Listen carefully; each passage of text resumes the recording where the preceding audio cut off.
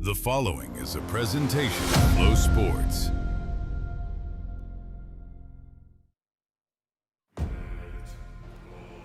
At Eldora Speedway, a prelim night can make your weekend or bury it before it ever starts. Last year, opening night erupted into chaos, and when the dust finally settled, Josh Rice stood atop the victory stage in a Thursday thriller at the Big E. Tonight, one half of the field unloads with a chance to put themselves in prime position for Saturday's finale. Pierce, Thornton, O'Neill, and many more begin their hunt for 100K in the Dirt Late Model Dream. Welcome around the world to Eldora Speedway in the 32nd annual of the running of the Dirt Late Model Dream opening night.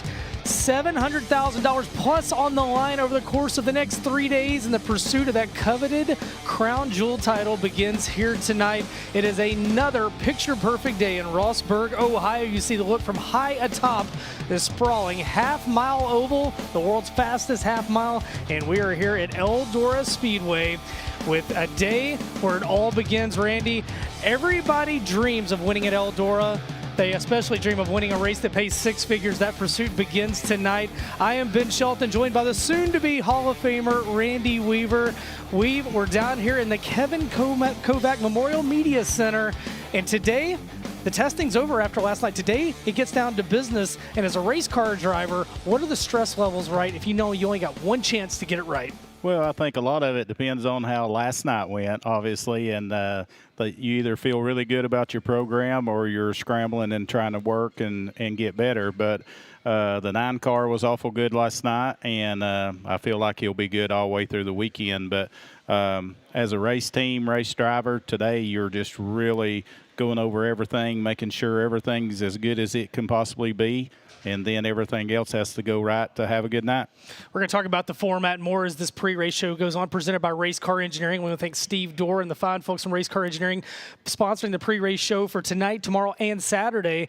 But the format as a driver, do you prefer having all your eggs in one basket for a prelim, or as a driver, did you prefer having a little bit of a mixed bag of combo between Thursday and Friday, the way it used to be in the past? Well, the thing is, if you run both nights, it kind of gives you a buffer to try to overcome some bad luck, and it could be as easy as just a flat tire or something. So, it puts more emphasis on your night to do really well. And but by splitting the field, that's the only good part I would feel about it if I was still racing. Well, a big race night here tonight. Again, a complete program, half of the field, 44 entries signed in tonight for the opening night of the 32nd annual Dirt Late Model Dream. And without further ado, you see the pit area, man. One of my favorite scenes of all of racing, all the haulers in the infield. This is your Race Car Engineering race info. Of course, tonight we'll start with dirt draft hot laps, and then we'll move into time trials. We got heat races. 4 of them, the top 5, will move off to the main event. 2 B mains, the top 2 out of each one of those. No provisionals here tonight. And then a $30,000 to win win, 50-lap feature. And a year ago tonight, it was a tearful Josh Rice that joined me in Eldora Speedway, Victory Lane, and a jam-packed show here tonight. And when you talk about Eldora Speedway, Randy, you talk about history. You talk about the place that people want to win at. But let's take a look at the track facts that make Eldora Speedway so special, and the reason that so many people underline it, they circle it, and they put a check mark next to it on their schedule each year because they want to win here. This place opened in 1954, a half-mile high-bank clay oval in Rossburg, Ohio. And when you go back to 54 and you look at the pictures of the place, Randy, you don't even recognize it. It is amazing what Earl and Bernice Baltus built it into, and now current owner Tony Stewart have done here. Yeah, they've really put the icing on the cake. The foundation was laid with Earl and them, and then Tony jumped in here and done what we all knew he could do, and now it's by far one of the best places, if not the best in the world. Well, a day like today makes you really thankful to be here. We got our horsepower hydration here on the desk. It is a day you want to have your horsepower hydration for your electrolytes. Let's take a look at that horsepower hydration weather. A little bit of a breeze. It's really starting to pick up here this afternoon, and it's been a few degrees warmer than yesterday. 83 degrees, scattered clouds, a little bit of a wind. Not too bad, but it has been picking up. And it's definitely going to throw things toward the track prep crew. They've really got to watch what's happening. Yes, the wind definitely is. I'd rather fight the sunshine as the wind on getting racetrack ready, but you know, these guys, they've seen every kind of weather throw at them through the years. They know what they're doing, and I hope we'll have as good a racetrack as we did last night. Well, we talked about Horsepower Hydration, the sponsor of the weather, and hey, if you head over to horsepowerhydration.com and you put in that code DREAM20, you get 20% off. DREAM20 Horsepower Hydration. And Weaver, you've been watching me drink it like crazy this weekend. It's good stuff. It keeps you fresh in the game, especially after a long night at Eldora when you're trying to rally the next day. Yeah, I actually had some of it yesterday, and I was impressed with it. By looking at me, you can tell I'm probably not a big water drinker, but it was really good, and now I've already had a couple of them today. So. Well, we're going to step aside, take our first break here of the Race Car Engineering pre-race show. When we come back, we're going to talk about notable drivers racing tonight. We're going to talk about one driver that's had a lot of big runs here but doesn't have the win to show for it, and much more. We continue from Eldora Speedway, the opening night of the 32nd annual Dirt Late Model Dream. We'll be right back.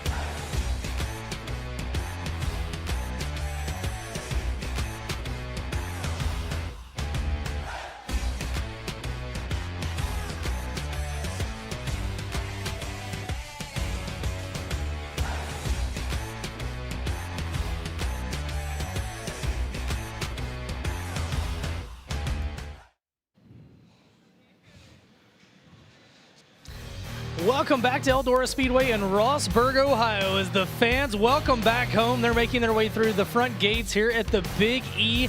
The Race Car Engineering pre-race show continues here from the opening night of the 32nd annual Dirt Late Model Dream. And Randy, everybody that's making their way into the facilities, even more tonight. We are live on Amazon Prime. We're live on Roku. Over 200 million households in North America tonight's broadcast is available for. And if you're watching on Amazon Prime right now and you're like, this is something I want to watch the rest of the weekend after tonight, that QR code, scan that, and you'll get your all-access pass. It'll take you to that and show you how to get set up for that. Did you ever think, Randy, in a million years that a dirt track race in Ohio, there'd be 200 million people from around North America and the globe tuned in to watch? No, that's amazing, and hats off to Flo and everybody involved. You know, anytime you can get your sport out more and more, it's just going to help it build, and I'm excited to be a little part of it. And if you're witness protection, you're being seen on Amazon Prime throughout North America, jumping up and down on the screen. I love it. Also want to thank our friends, Race Car Engineering, in the house, presenting the sponsor of the pre-race show. Steve Dorr, will have him on the show, I believe, tomorrow.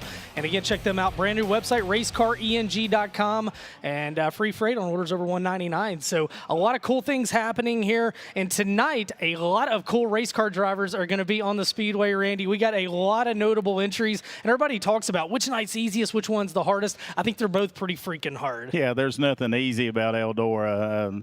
You know, the competition level, we was talking about it last night. It's pretty balanced in both groups, both nights. Yep. And then you kind of shake it off and say, there wasn't going to be nothing easy. So each group is really loaded about the same, and everybody's got their act together as they do when they come to Eldora. Without further ado, Tiffany Swisher, let's see some of the notable entries tonight. When I say some, there are so many. Bobby Pierce, obviously, bad luck last night.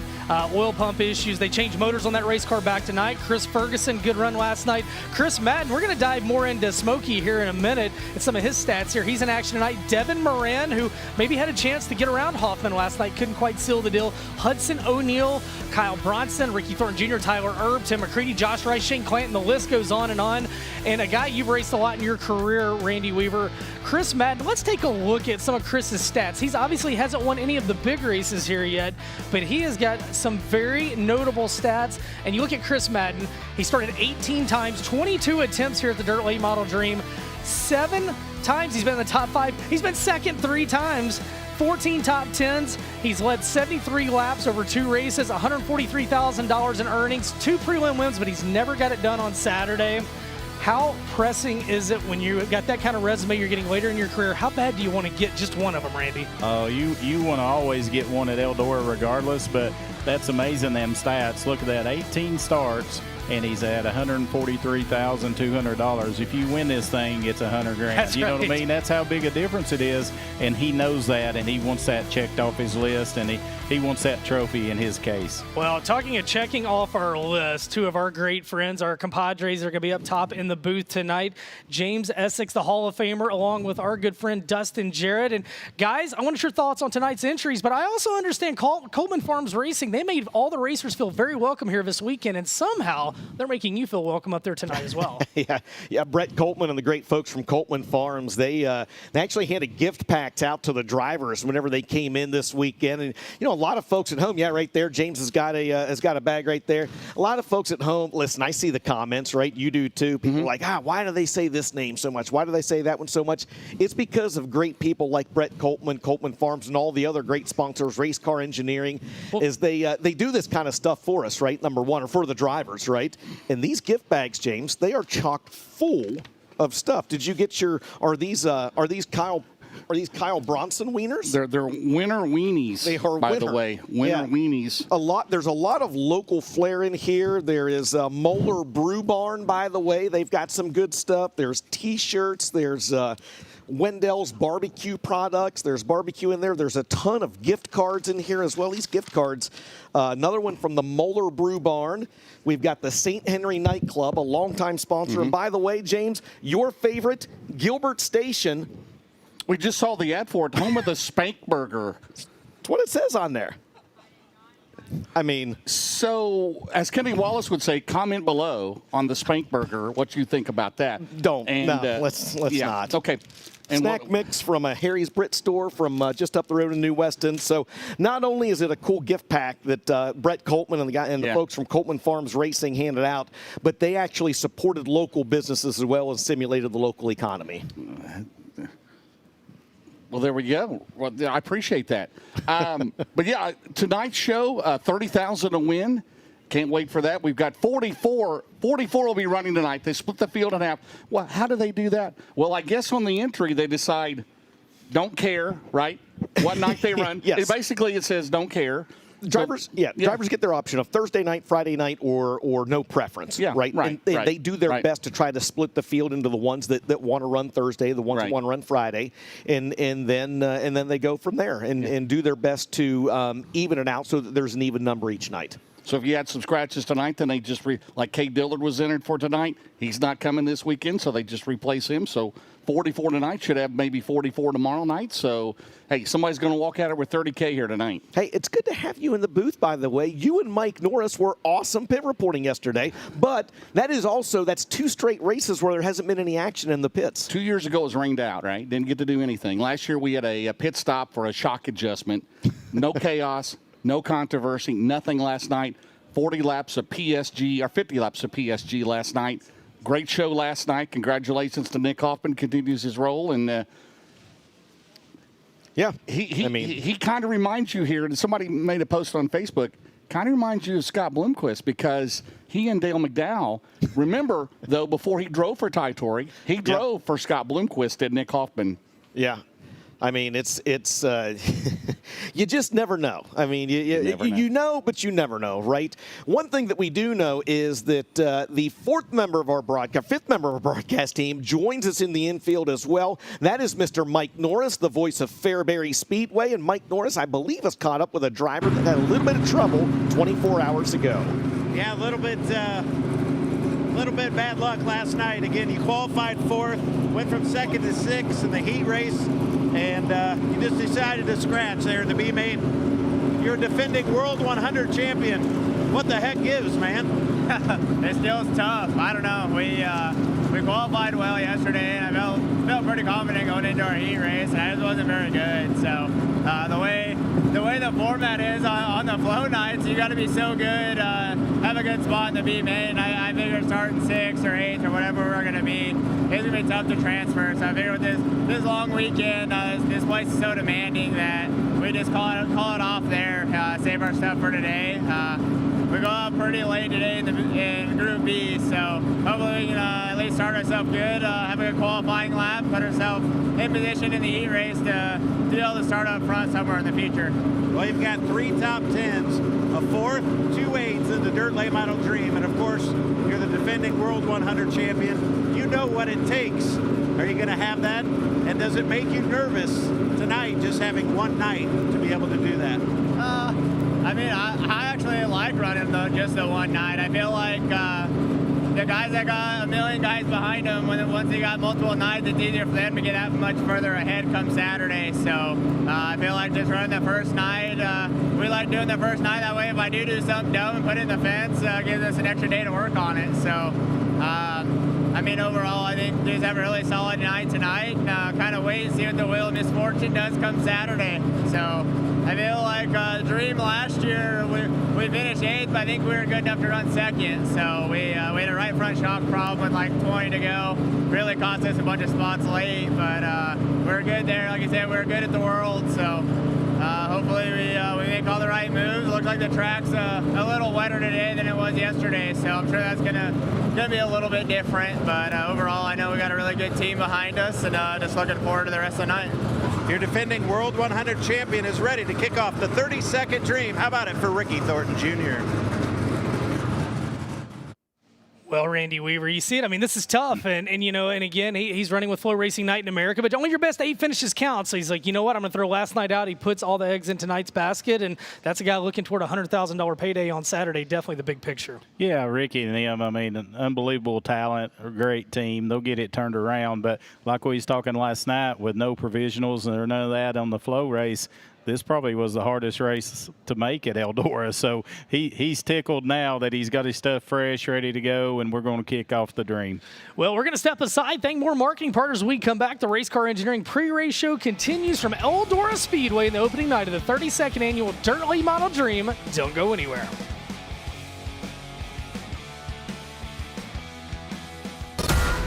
Every weekend under the lights, racers chase something bigger than a trophy. And since 1998, Race Car Engineering has been serving the racing community that keeps this sport alive. With over 100 years of combined racing experience. Now with a brand new website featuring free freight on all orders over $199. RaceCarENG.com. Race Car Engineering, built for racers. At Casey's, we're too nice to say no. It's why we said yes to delivering pizza and delivering people to the pizza. Pizza time. Now, buy any large pizza, get a large single topping half off. It's not crazy. It's Casey's. The new Dirt Draft app. Faster, sharper, built to win. New lock windows and predictive contests. More ways to play. More ways to win. Lock in your drivers. Watch the action and become a fantasy champion. Every lap, every restart, every last lap slide job that moves you up the leaderboard. The green flag just dropped on the all-new Dirt Draft. Download it now at dirtdraft.com. Draft your team and get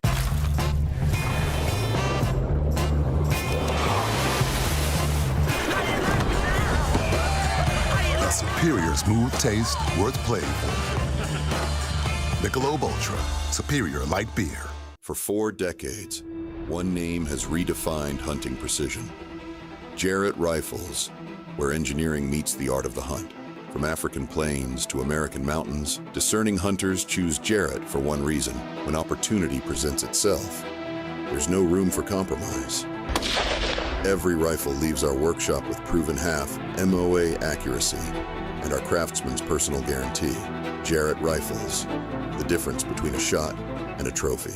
How much does it mean to you to get this win, not only for you, but for Scott Bloomquist? You guys have been trying for a few years now. Yeah, we've been trying for a few years. You know, we've kept our head smart and in the game, just running these races, 30 lappers. Tonight was a 40 lapper. So I felt like our car's always been the best car on the long run, and especially through traffic. It's just been really hard. You know, the first year was so easy to make moves because the bottom actually was tacky, and every other year there's just been nothing on the bottom to go to and try to find grip. So car was really good tonight, though. I think it was going to be a whale of a race if it stayed green the rest of the way between the 5 to 15 and us for sure. Scott, you've had some big wins here at Eldora and obviously some big money wins, but as far as pride, how does the night rank up there to finally get one of these Prelude wins? You know, we've been here, this is our 5th trip here, and you know, it feels really good. You know, really happy for him. He really wanted, like his comment he made, he said the last 16 laps were the longest 16 laps of his life, he said. So I mean, it just shows he really wanted it, and you know, and so did we. So I mean, it's good to see him happy, and we're all very happy.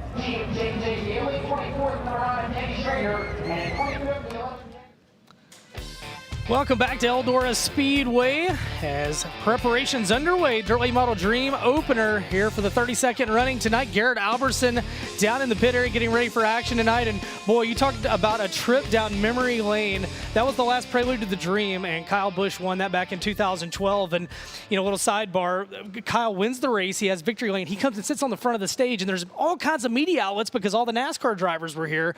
And I asked the first question, and then I asked the second. I look at Rigsby, and I'm like, man, I don't want to keep commenting the interview.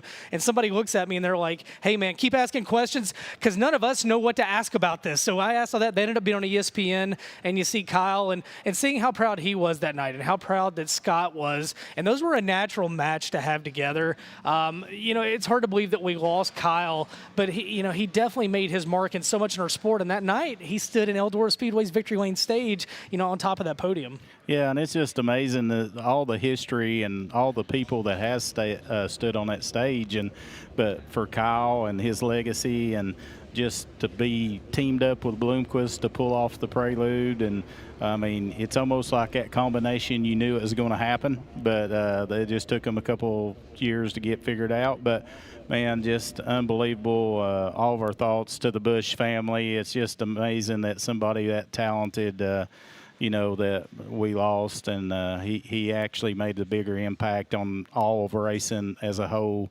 way more than people thinks. The thing from that, it shows don't take anything for granted. And there's a lot of families here, a lot of generations enjoying the sport this weekend. And Kyle, he lived life, man. And it breaks your heart, for his kids to leave them behind. But how about last night? Nick Hoffman wins. We have an angel donor with FloRacing Night in America. They donate $2,000 to the feature winner's charity of choice. And he picked the Kyle and Samantha Bush Bundle of Joy charity last night. So that was a great tribute from Nick Hoffman last night. Yeah, just a class act. Just shows you what Hoffman and all the other teams thought of Kyle Busch, even though they wasn't side by side with him every weekend. As you see Turbo, Tyler Erb's car with the 51. That. I mean, just the perfect wrap for this weekend. And like I said, it shows that even though you're not rubbing elbows with that guy, it impacted everybody's racing in one way or the other, and you either want to grow up to be like Kyle Busch or you want to grow up and outrun him. So just a big impact on our sport as a whole. Well, he definitely left his legacy behind. You see cars starting to line up for Dirt Draft Hot Laps. That means it is time to wrap up the Race Car Engineering pre-race show. It's just about time to hear the engines roar around the Big E. Chris Madden, could this be the weekend the pursuit begins tonight for the Great Court, South Carolina driver? We're going to step aside one last time. Thanks to marketing partners. When we come back, it is green flag time here at the Big E from the Dirt Late Model Dream. We'll be right back.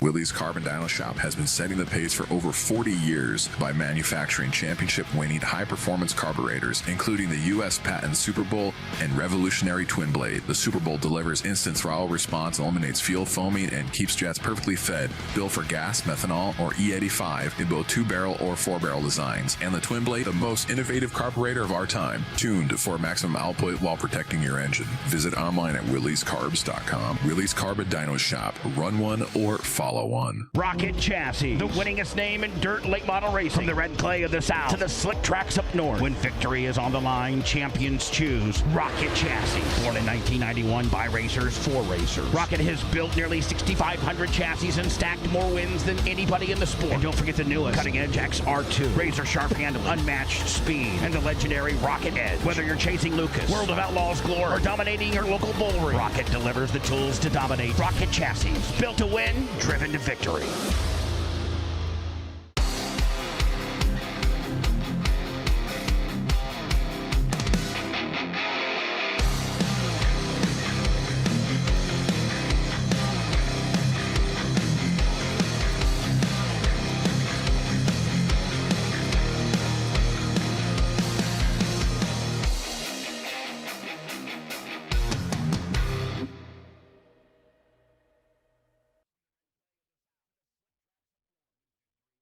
Impact Race Gear is your source for custom race shirts. We are certain that you will see the same things that hundreds of racetracks, teams, organizations, and manufacturers have already discovered. When it comes to quality and service, we simply can't be beat. We are not one of those here today, gone tomorrow print shops. Impact Race Gear has been trusted for years by racers all across the country. Give your fans and sponsors what they deserve. Simply awesome race shirts. Visit us online at impactracegear.com to learn more and start your order today. Welcome back, ladies and gentlemen, to Eldora Speedway. It is officially night number 1 of the 32nd annual Dirt Late Model Dream. You can see from the drone high above, turns 3 and 4, the world-famous Eldora Speedway push trucks have just about wrapped up rolling this racetrack in. Big thank you to Ben Shelton and Randy Weaver for anchoring the Race Car Engineering pre-race show here this evening. As we get ready to get underway here tonight, Dustin Jarrett and James Essex in the Horsepower Hydration announcers booth here tonight. And James, we're just about ready to get underway with one half of the field here this evening for Dirt Draft Hot Laps. Good to see you. It's good to see you, too. You did a good job last night. I thank you very much. Hey, thanks to Hellraiser Jacks, Tim Sheets, Chrissy Hensley. The next 3 nights giving out money. Tonight, halfway mark, lap 18, they're going to give 418, right? The M&M's 18. Did you like the M&M's 18, the Skittles 18? Who didn't like the M&M's 18? Who did not like that? $900 to the driver leading in lap 18 tonight and tomorrow night. And then in honor of Kyle Busch's Prelude to the Dream win, which was the last Prelude to the Dream, right, in 2012, which he won $2,012 to the leader halfway. Was it lap 51? Is it lap 51 on Saturday night? It is lap 51, yep. In honor of Rowdy Busch, right? The 51, right? So thanks again, Chrissy Hensley and Tim Sheets, for all they do for, obviously here at Eldora and for the drivers. And thank you very much.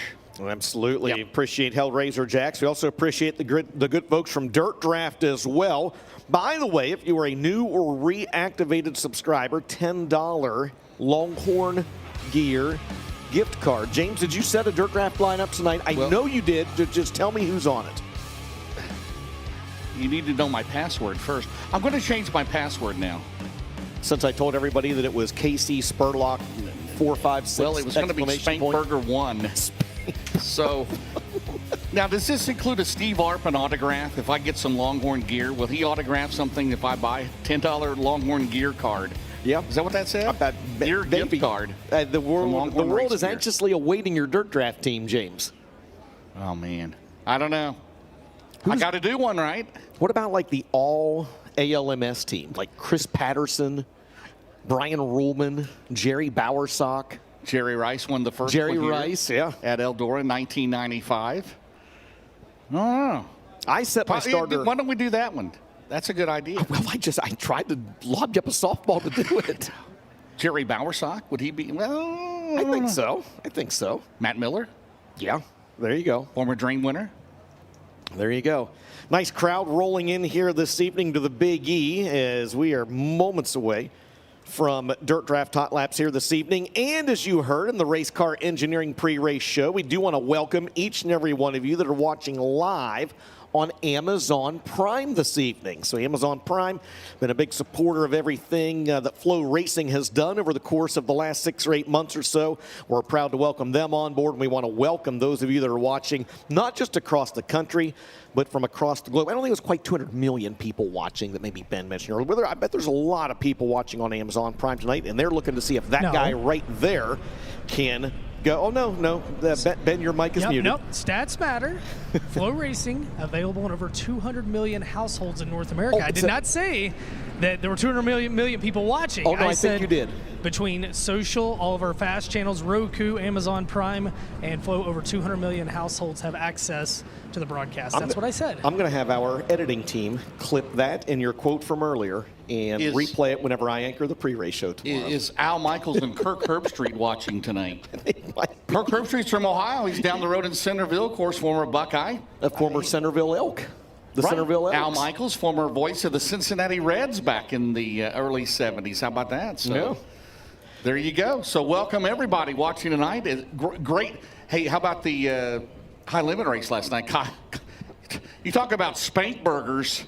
That was a spanking last night that Kyle Larson put on the field. Yes, last night. I was here. I didn't get to see it. Oh, my. There you go. If you're watching on Amazon Prime, you can scan that QR code on the bottom left-hand side of the screen to unlock your all-access pass to FloRacing. Randy Weaver, you were down here last night. I was up top with Dustin Jarrett.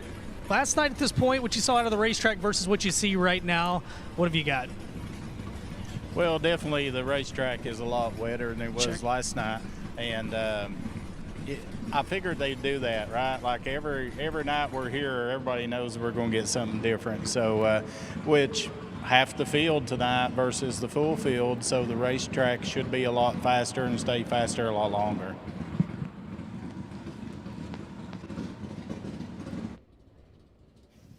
I was waiting for more. Well, 6 years ago was born Stream Weaver. Hey, man, we're down here dialing in microphones. Come on. We're having and we would send our wishes to Michael Rigsby. I know he's a little bit under the weather, so Michael, we love you, man, and thank you for what you do for all of us. And we're glad to be here. FloRacing all night. Is it on FloRacing? Yes. Eldora is on FloRacing. Of course it's on FloRacing. Lucas Oil's on FloRacing. The Mars Series, all USAC, all high limit. You know who else is on FloRacing right now is Seth Daniels out of Jackson, Ohio. Yep, he is. BS21, the Wilson Excavating, Montgomery Motorsports, S&D Transport sponsored rocket chassis for the Jackson, Ohio driver. Behind him in the double nickel, the 55, is Benji Hicks out of Mount Airy, North Carolina, the 31-year-old in the Stacked Racing Products, VP Fuels, BHR Fabrication.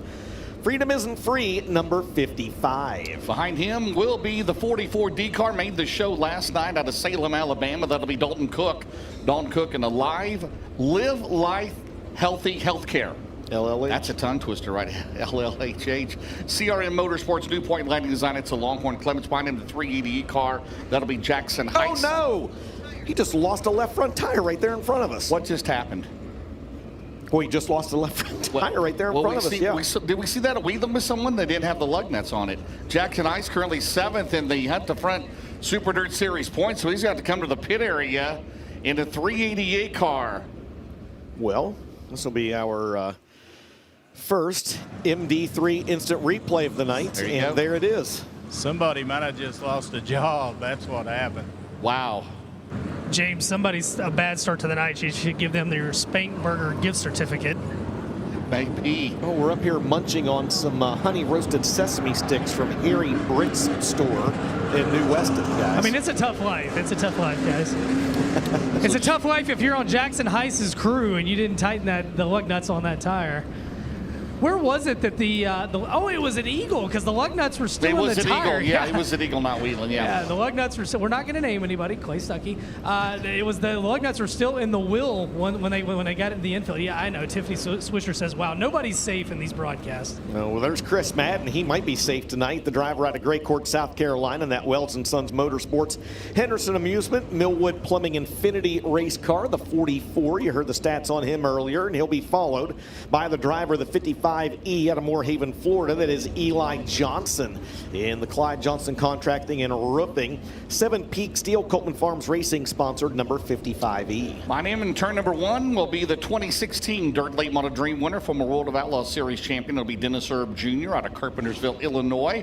The Vomac Truck Sales, Riverton Party Shop, and Dundee Heating and Air Conditioning. It's a rocket with a Clements for the veteran driver out of Carpentersville, Illinois. Behind him, the 21 car.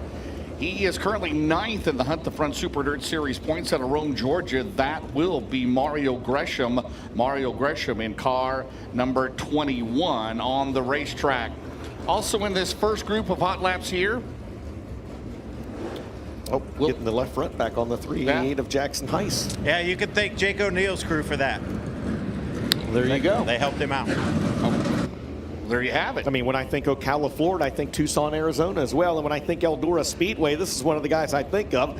That's going to be the smooth operator, Bobby Pierce out of Oakwood, Illinois. That low voltage Solutions Churchill Transport, Collins Brothers Towing, Rio Grande Waste Services sponsored, number 32. Guys, did we get confirmation, Mike or Ben, that the 32 did indeed have to put a backup motor in the car? Yeah, I talked to, on the way out last night, I saw Angie and Uncle Will, and they're coming back from the pits, and they were going ahead and changing motors right then. Randy Weaver, what have you got? Yeah, I also talked to Bob today, and he said the pulley on the oil pump actually slid forward, and that made the belt rub the flywheel, and that's what rubbed it in two. It wasn't actually a pump failure, it's just the belt got out of line. Yeah, and I talked to Bobby. He said Vic Hill told him not to run the motor, so they did switch motors out. Still a Vic Hill, obviously. Casey Burdett out there, DJ. Out of Parkersburg, West Virginia, the Cody Summer DRT with a Vic Hill. Speaking of Vic Hill, Arizona Sport Shirts, Hawk Farms. How about this? Steve Shaver, Berkshire Hathaway. Steve Shaver is here, by the way. Here. He is here on the grounds watching. How about that? Showtime. Showtime Steve Shaver out of Parkersburg, West Virginia.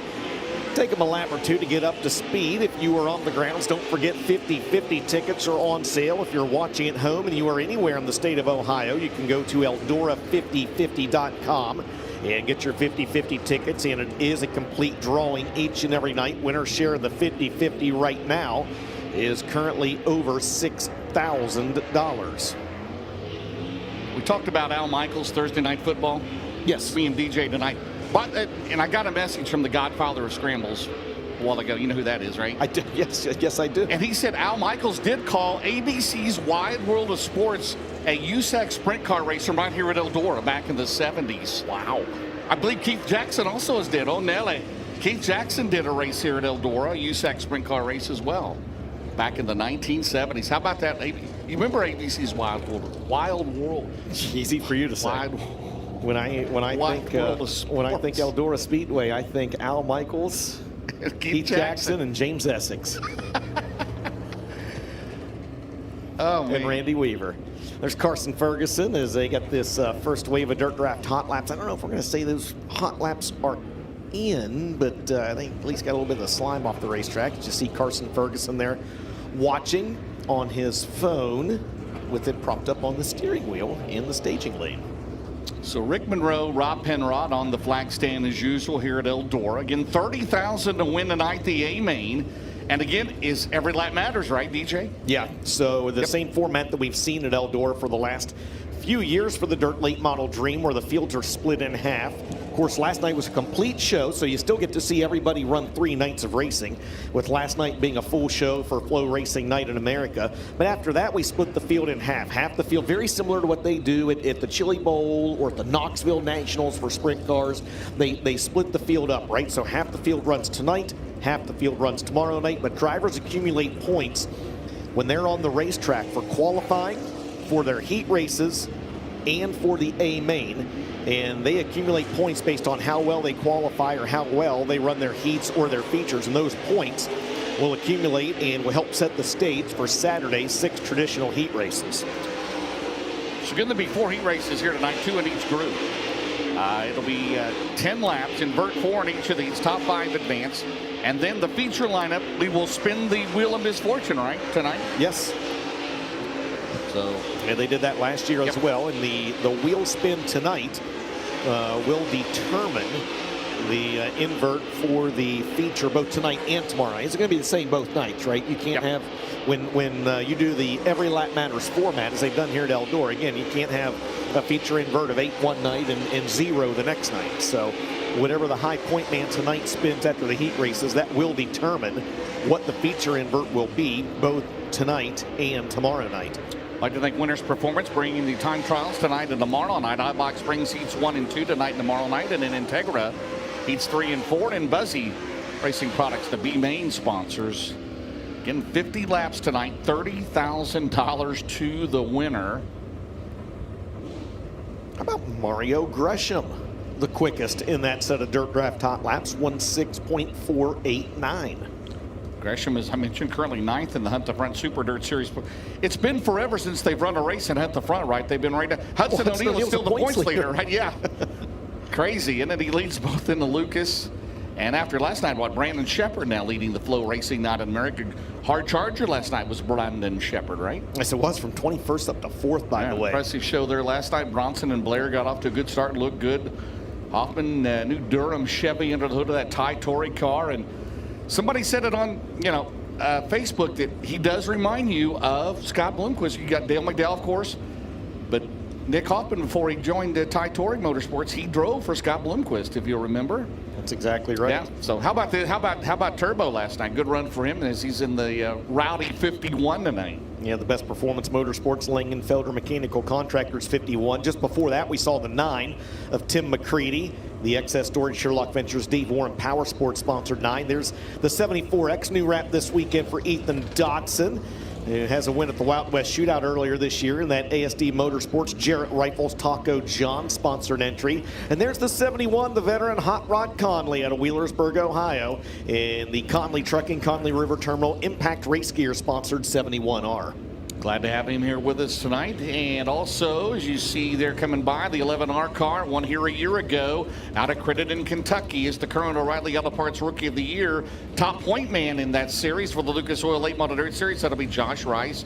Josh Rice comes to us out of Crittenden, Kentucky in the Glenwood Electric MC Tank. JRR Trucking Longhorn with a Vic Hill power plant. Dean Clark, Daniel Clark, the crew chief on that. And you got Big Snack and Little Zach. That's right. That's exactly right. There you go. We also saw, before this, we saw the 22 of Chris Ferguson out there on the racetrack, the driver of Mount Holly, North Carolina, in the Shape Royal Animal Care Clinic Stinger race car. There's the 16 of Sam Seawright, the Copeland Farms Racing Autism Awareness Special Needs School of Gwinnett Longhorn for the Fort Payne, Alabama driver. We've also got Ryan Johnson out of Aurora, Missouri. There he is in that David Johnson Construction UGD Concrete sponsored number 7J. A couple other drivers on the track for this set of Dirt Draft Hot Laps, James. The 5N, Dustin Nobby, the second generation driver out of Batesville, Indiana, in that Nobby Mower Shop. Spencer's Outdoor Solutions, Hooker Harness sponsored number 5N, and two more, I believe. The 17W, Greg Williams out of Hopstadt, Indiana,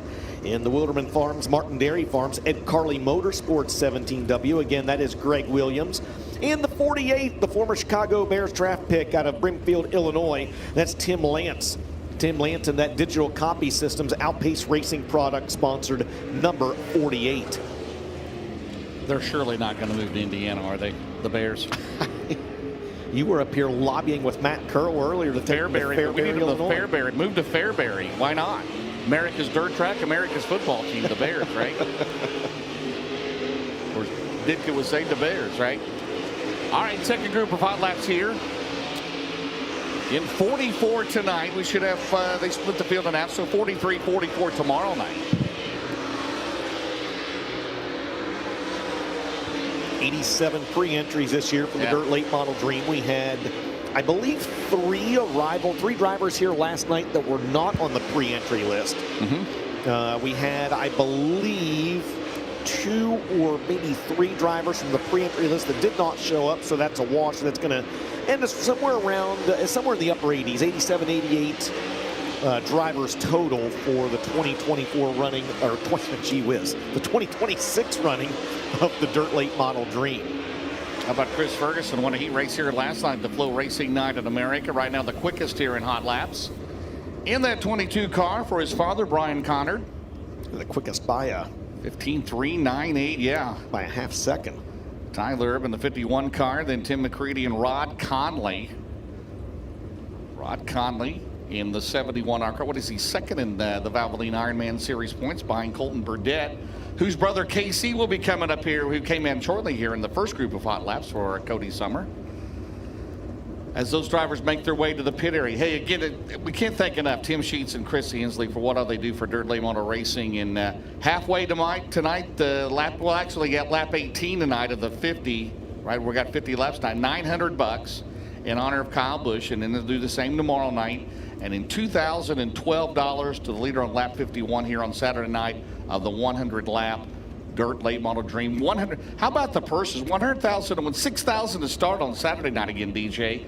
Over $700,000 up for grabs. Thank you to Tony Stewart and Levi Jones for what they do. 100%. A couple other folks we want to thank as well. Horsepower Hydration, they're the official sponsor of the booth, and they've come on board this weekend as well. You see a lot of their banners throughout the grounds. By the way, there are folks from Horsepower Hydration here passing out some free samples, and Horsepower Hydration is available and on sale at a couple different locations throughout the grounds as well. So it's warm outside. And hey, if you've had a few drinks today, make sure you stay hydrated, get some Horsepower Hydration in your system. And we want to thank again Race Car Engineering, sponsoring the pre-race show today. Race Car Engineering serving the racing community since 1998, including asphalt, dirt, drag racing, hot rod performance, and more, with over 100 top performance brands in stock, located in Lakeland, Florida. For more information, racecareng.com. Again, thank you very much. They sponsored the Pace Truck last night and the FloRacing Night in America, and they sponsored our pre-race show here today at Eldora. So we're doing the crossover, including the two-seater right there that will be run in just a little bit. By the way, Brandon Overton driving the two-seater with Brandy Spradley riding along. How about, by the way, how about Hocevar in the two-seater? That was, wow. That was a little, was it Mr. Jacobs that was with him? That was a little, oh my. I don't know what to say about that. That was. Randy Weaver is a two-seater chauffeur. Yeah.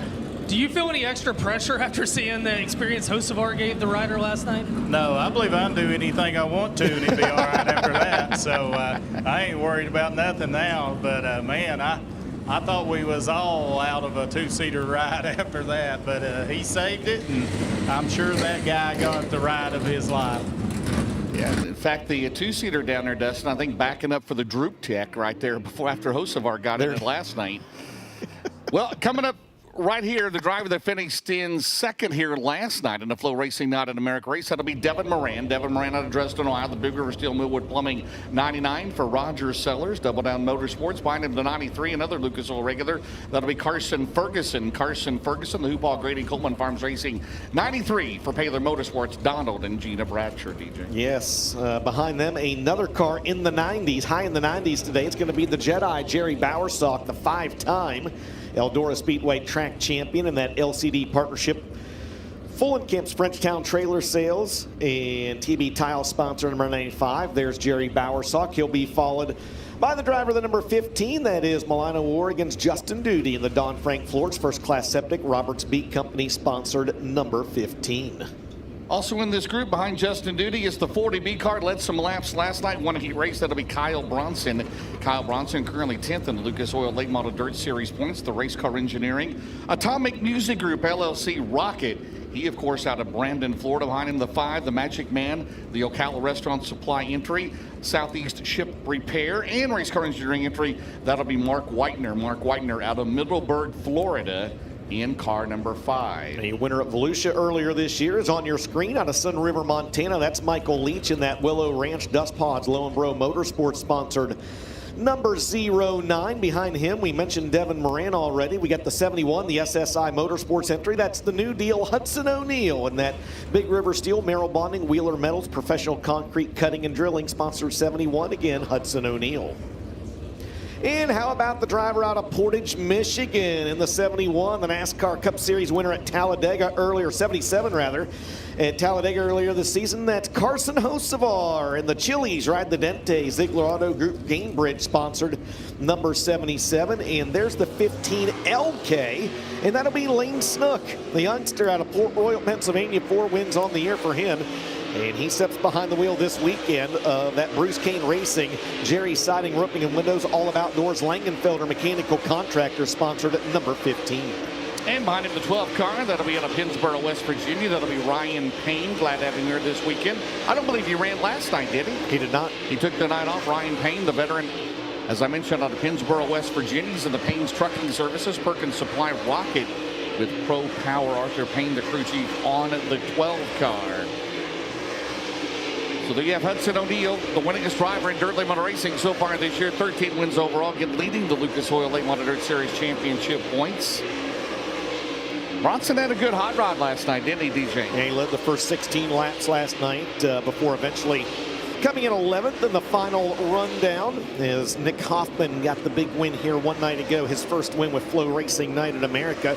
Checker flag's going to fly on that session of Dirt Draft Hot Laps, and it'll be at the very last minute the 71 of Hudson O'Neill jumping atop the leaderboard, 1:05.094. Michael Leach second quick, Devin Moran third. In that wave of Dirt Draft Hot Laps, one more set of Dirt Draft Hot Laps going to make its way onto the track before we get ready to regroup for Winners Performance Time Trials here this evening. Always fun to play Dirt Draft. You get the app on there, dirtdraft.com, and download the app, and you get $100,000 in, I call it play money, Monopoly money, however you want to do it. You got to pick the top 5 before the heat races, top 5 in tonight's main event. Do the same tomorrow night, and then for Saturday night for the Dirt Late Model Dream, and you could be a winner. And I'm privileged to be sitting beside a former World 100 Dirt Draft winner. That would be Dustin Jarrett. Shannon Babb on the racetrack now, 51-year-old out of Moweaqua, Illinois, in that Dynagrow C, Donnelly Trucking, Petroff Towing sponsored number 18. Behind him is going to be the reigning World 100 champion out of Chandler, Arizona. That's Ricky Thornton Jr. and the Bobby and Jessica Kohler Knights Company's Hoker Trucking Capital Waste sponsored 20 RT. How about Shane Clan running kind of a Dale McDowell schedule, right? About, maybe once or twice a month. Former Dirt Late Model Dream winner and World 100 winner. He won the Dream back in 2012 in that capital car, number 25, out of Zebulon, Georgia. Behind him, the 58 car.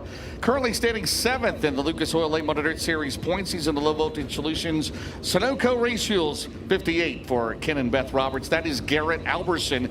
Garrett Alberson out of Las Cruces, New Mexico. Next driver on your screen is the 0 out of Tucson, Arizona. That's going to be Jake O'Neill in that Hodges Farms and Dredging Red Eye Radiator, Texas General Mechanical sponsored number 0. Following him will be the driver of the 14R out of Bentonville, Arkansas. That is Jeff Roth in the Homes by Roth Kimmel Mechanical Roth Cattle Company sponsored number 14R. It's a rocket chassis with a Modco power plant under the hood for Jeff Roth. Right in the 13 car. First trip to Eldora was last night. That is Dallin Murdy. Dallin Murdy, the youngster out of Chelsea, Iowa. He's in the Skyline Motorsports for Greg Bruning. He's in the Bruning Rock Products, Murdy Farms 13 car for Dallin Murdy. Behind him, over in turn number 2 will be the 8 car. Currently second in the O'Reilly Auto Parts Rookie of the Year chase for the Lucas Oil Series. That'll be in the Sonic America's Drive-In Midway Shipment number 8 of Dylan McCowan. Dylan McCowan out of Urbana, Missouri. 2-time modified track champion down at Lucas Oil Speedway. By the way, congratulations, Shannon Babb. He's going to be in the class of 2026. At the National Dirt Late Hall of Fame. The ceremony's coming up in August at Florence Speedway, Ben. Real quick, they're ready to go green. It's Mike, yes. It's really cool tonight. Some of the drivers, we saw Nick Hoffman running by. I'm sure he's helping somebody. But how about helping the Hall of Famer Shannon Babb tonight? Jonathan Davenport. Davenport turning some wrenches and helping the 18 crew tonight. So if you're sitting stagnant, maybe you're helping a guy trying to help them learn as well. But who knows? We'll see. Shannon Babb teamed up with Jonathan Davenport here tonight. Yeah, and that's not a huge surprise. Jonathan Davenport and Shannon Babb, very, very good hunting buddies, by the way. Shannon Babb's got some property there in Illinois that he likes to hunt, and he invites Jonathan up. Jonathan Davenport comes up typically for a couple weeks every fall and does a little hunting there on one of Shannon Babb's properties. Does Shannon still have a lot of animals? He does still have a lot of animals, yes. Shannon and I were talking hunting back at Lincoln at FloRacing Night in America. He got a monster buck this year, by the way. I thought I had a nice buck last fall. Shannon put mine to shame. Yeah. So congratulations. Great class in this year's Hall of Fame. Of course, Rick Schwally, Lucas Oil Late Model Dirt Series director. And we'll be inducting into the new building. And it's about done here. We want to thank all the folks that had anything to do with that. Of course, Jesse James Lay, Daryl Lanigan, Jeff Alsop, everybody involved in that. And it's going to be a great ceremony in a great new building in memory of David Poole, our treasurer we lost a couple of years ago. So that group is done. And Garrett Alberson is the fastest, James. 15124 for the Las Cruces, New Mexico driver. And that's a wrap on Dirt Draft Hot Laps here this evening. So those drivers going to make their way into the infield. We'll cross over those that need to make their way to the upper pit area, and we'll get ready for Winners Performance Time Trials. That's coming up on the other side of this set of commercial breaks. Don't go anywhere. You are watching the 32nd running of the Dirt Late Model Dream, and you're watching it all live here on Flow.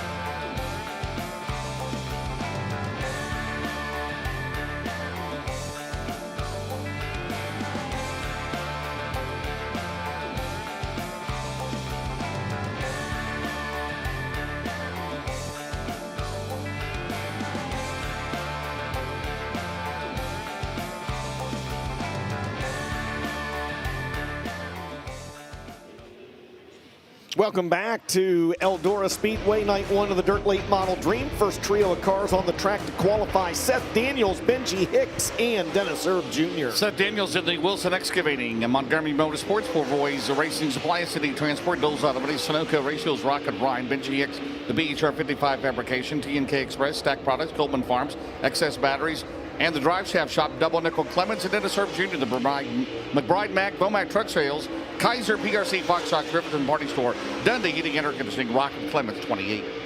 First lap times going up on the board: Dennis Erb Jr. 15.252, Benji Hicks 15.651, Seth Daniels 15.920. Second lap for Seth Daniels better, third quick 1.5788. Benji Hicks is second quick, not as good, and Dennis Erb Jr. has the fastest lap after the first trio. The early time to beat 1.5.252 for Dennis Erb Jr. Mike Spatola scheduled to come up next. He is a scratch for the night. It'll be the 44 out of Great Court, South Carolina. That'll be Chris Smokey Madden. He's in Wells & Sons Motorsports. Out of Hazard, Kentucky, Wells Motorsports, Millwood Plumbing, Convenient Loop, Henderson Amusement, Hellraiser Jacks, Kent Faker, the crew chief on the Infinity by Wells Clements, followed by the 44D out of Salem, Alabama. That is Dalton Cook. Dalton Cook, the veteran in the Longhorn Clements. Live Life Healthy Healthcare, CRM Motors, New Point Lighting Design, 3 trade consultants, New Point Lighting Design for the 44D, followed by the 55 out of Clewiston, Florida. That'll be Eli Johnson. He's in the Clyde Johnson Contracting and Roofing. Gutter Techs of Florida, Premier Metal Roofing, Total Claim Source, Performance Auto and Truck Parts, 7 Peak Steel, and Taylor Electric and Air Conditioning. Ryan Williams, the crew chief on the Longhorn Clements, 55. Chris Madden second, Jackson Heist third, Eli Johnson fourth after lap number 1 for this trio of drivers. Madden will be the first driver to trip the trigger and grab lap number 2. Lap 2 is better, stays second, 15.299. Jackson Heist third quick, 1.5385, and Eli Johnson will go fourth quick, 1.5525. It's Dennis Erb Jr., Chris Madden, Jackson Heist, your top 3 after 6 cars. Jackson Heist currently 7th in the front Super Dirt Series points. The Triple Crown Trailers, Quality Services Roofing, Herbert Graphics, Down to Earth Trailers, Longhorn Clements, 388. Up next here around the Hallett Half Mile at Eldora Speedway. In qualifying will be the 21 car. That'll be Mario Gresham. Mario currently 9th in the front Super Dirt Series points out of Rome, Georgia. The Gridiron Grub and Pub, Acres Wrecker Service, Daryl Mackey Excavating and Tree Service, Bama Sheds and Pole Barn, Lindsay's Plumbing. It's Longhorn Cornet. He will be followed by the 13, that'll be Casey Burdett out of Parkersburg, West Virginia. The Cody Summer DRT with the Vic Hill, Arizona Sports Shirts, Hawk Farms, Steve Shaver, Berkshire Hathaway, and Collins Brothers Towing, and Bobby Pierce, the current Outlaw Points leader in Longhorn Vic Hill. Low Voltage Solutions, Rio Grande Waste Services, Churchill Transport, Collins Brothers Towing, Mesilla Valley Transportation, Carnegie Towing, Fort Knox Safes and Bolts, and First Farmers Bank and Trust, DJ. First lap's going up on the board. Bobby Pierce to the top of the leaderboard. It'll be Casey Burdett 7th, Mario Gresham 9th. Gresham's second lap, 7th quick, 1.5745 is his best lap. Casey Burdett is 8th quick, 1.5773, and Bobby Pierce's second lap is better. That's the time to beat in Group A in Winners Performance Time Trials, 1.5.141. Bobby Pierce now the time to beat after 9 cars. Up next, DJ, here in Group A. Should be the veteran driver. The 17W comes to us out of Hopstadt, Indiana. That'll be Greg Williams. Greg Williams and the Wilderman Farms, Martin Dairy Farm, P3 Graphics, Bill Stein, Willie's Carb, Ed Carley Motorsports at the Longhorn with a spec engine. Followed by the 74X. He is out of Bakersfield, California. That'll be Ethan Dotson. The ESD Motorsports, Jared Rifles, Taco John's, Brad Benton Trucking, Contracting Services out of Aiken, South Carolina, North Augusta Customs, Longhorn Clements. Followed by the 7J's out of Aurora, Missouri. That'll be Ryan Johnson. He's a Longhorn, the Modco, David Johnson Construction, Underground Concrete, Ozarks Business Service, Brown's Construction, Woody's Express, Ormsby Trucking, Rex Freeze Construction, Jason Stump Grinding, and Bear Cave Custom 7J. I like it. Ethan Dotson going to be 5th quick. He's the quickest of that trio on lap number 1. Ryan Johnson is 12th. Greg Williams was 11th. Second lap for Greg Williams stays 11th. Best lap 16.087. Ethan Dotson moves up to 3rd quick. 1.5253 is his best lap. And the second lap time for Ryan Johnson, a little better. He'll move up to 11th quick, 1.5926 after 12 drivers. Bobby Pierce, Dennis Erb Jr., Ethan Dotson, your top 3. Up next should be the number 9 car. The veteran driver comes to us out of Watertown, New York. That'll be Tim McCready. He's in the Briggs Transport, Sherlock Ventures, One Rail. Also sponsored by Excess Storage, Johnston Hydraulics, Flawless Roofing, Clyde Johnson Contracting and Roofing, Trans 58, Corey Rubber, Dave Warren Power Sports. That's a Longhorn Clements. He's followed by the 71R. Out of Wheelersburg, Ohio, that'll be Hot Rod Conley. Rod Conley in the Conley Trucking, Conley River Terminal. Afterburner Performance, it's a rocket with a drain, followed by the 51. That'll be Turbo Tyler Erb. They're in the Outlaw Points out of New Waverly, Texas. The best performance for Eric Brock. That is a Rocket Langenfelder Mechanical Contractor, Coles County Speedway, Sunoco Race Fuels, Roberts B Company, First Class Septic, Anthony's Pizza, 51 of Turbo Tyler Erb. Tim McCready, second quick. James, good lap his first time around. Rod Conley goes 12th fastest. First lap time for Tyler Erb, 5th quick. Let's see what T-Mac has on lap 2. Needs to gain a 10th to move into the top spot. T-Mac doesn't do it. 1.5247 his best lap. He stays second quick. Rod Conley was 13th on lap 1. He stays 13th on lap 2. And Turbo jumps up to second quick. Good lap for the New Waverly, Texas driver. 1.5157 for Tyler Erb. So after 15 cars, it's now Bobby Pierce, Tyler Erb, Tim McCready, your top 3 in Winners Performance Time Trials Group A. Up next will be the driver, 3-time and reigning Northern All-Star champion, current O'Reilly Auto Parts Rookie of the Year point leader in the Lucas Oil Series. It'll be Josh Rice. He is out of Crittenden, Kentucky in the JRR Motorsports out of Campbellsville, Kentucky. It's a Longhorn with a Vic Hill. Sponsored by Glenwood Electric, MC Tank, Rice Excavating and Plumbing, Chain Locker, Sunoco Race Fuels, MGL Auto Sales, Jesse Insurance, Longford Construction, JRR Motor Sales, JRR Trucking, Berea Collision, Keltner Contracting, Big House Guns and Outdoors. Daniel Clark, the crew chief on the 11R, followed by the 5N out of Batesville, Indiana, Dustin Nobby.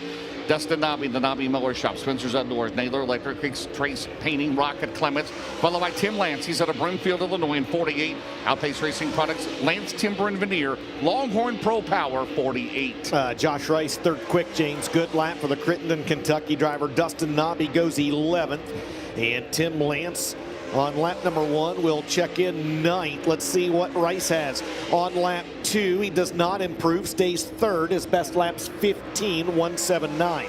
Dustin Nobby jumps up to 9th quick, 1.5501. Tim Lance on lap number 2, he will reclaim the 9th position, 15.401. After 18 cars, Bobby Pierce, Tyler Erb, Josh Rice, now the top 3. Remember, there's an invert of 4 again this year. That's in the 10-lap heat races.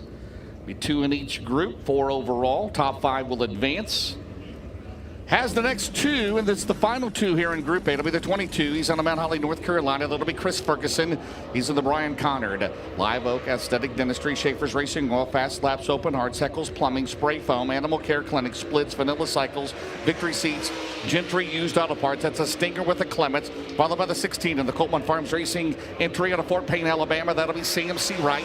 CMC Wright at the Coltman Farms Racing, Special Needs Schools of Gwinnett, J&R Lumber, Lane's Kittle Truck and Timber Services. Also, Bruce Bill Fabrication, Troy Baird, Ron Seawright, Longhorn Clements, 16.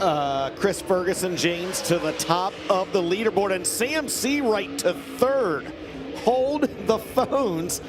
Lap 2 for Fergie. Can he improve? He does not. 1.5140. Seawright was 7/1000ths off on lap 1. Sam Seawright, the final car out, lays down the quickest lap in Winners Performance Time Trials Group A, 1.4972.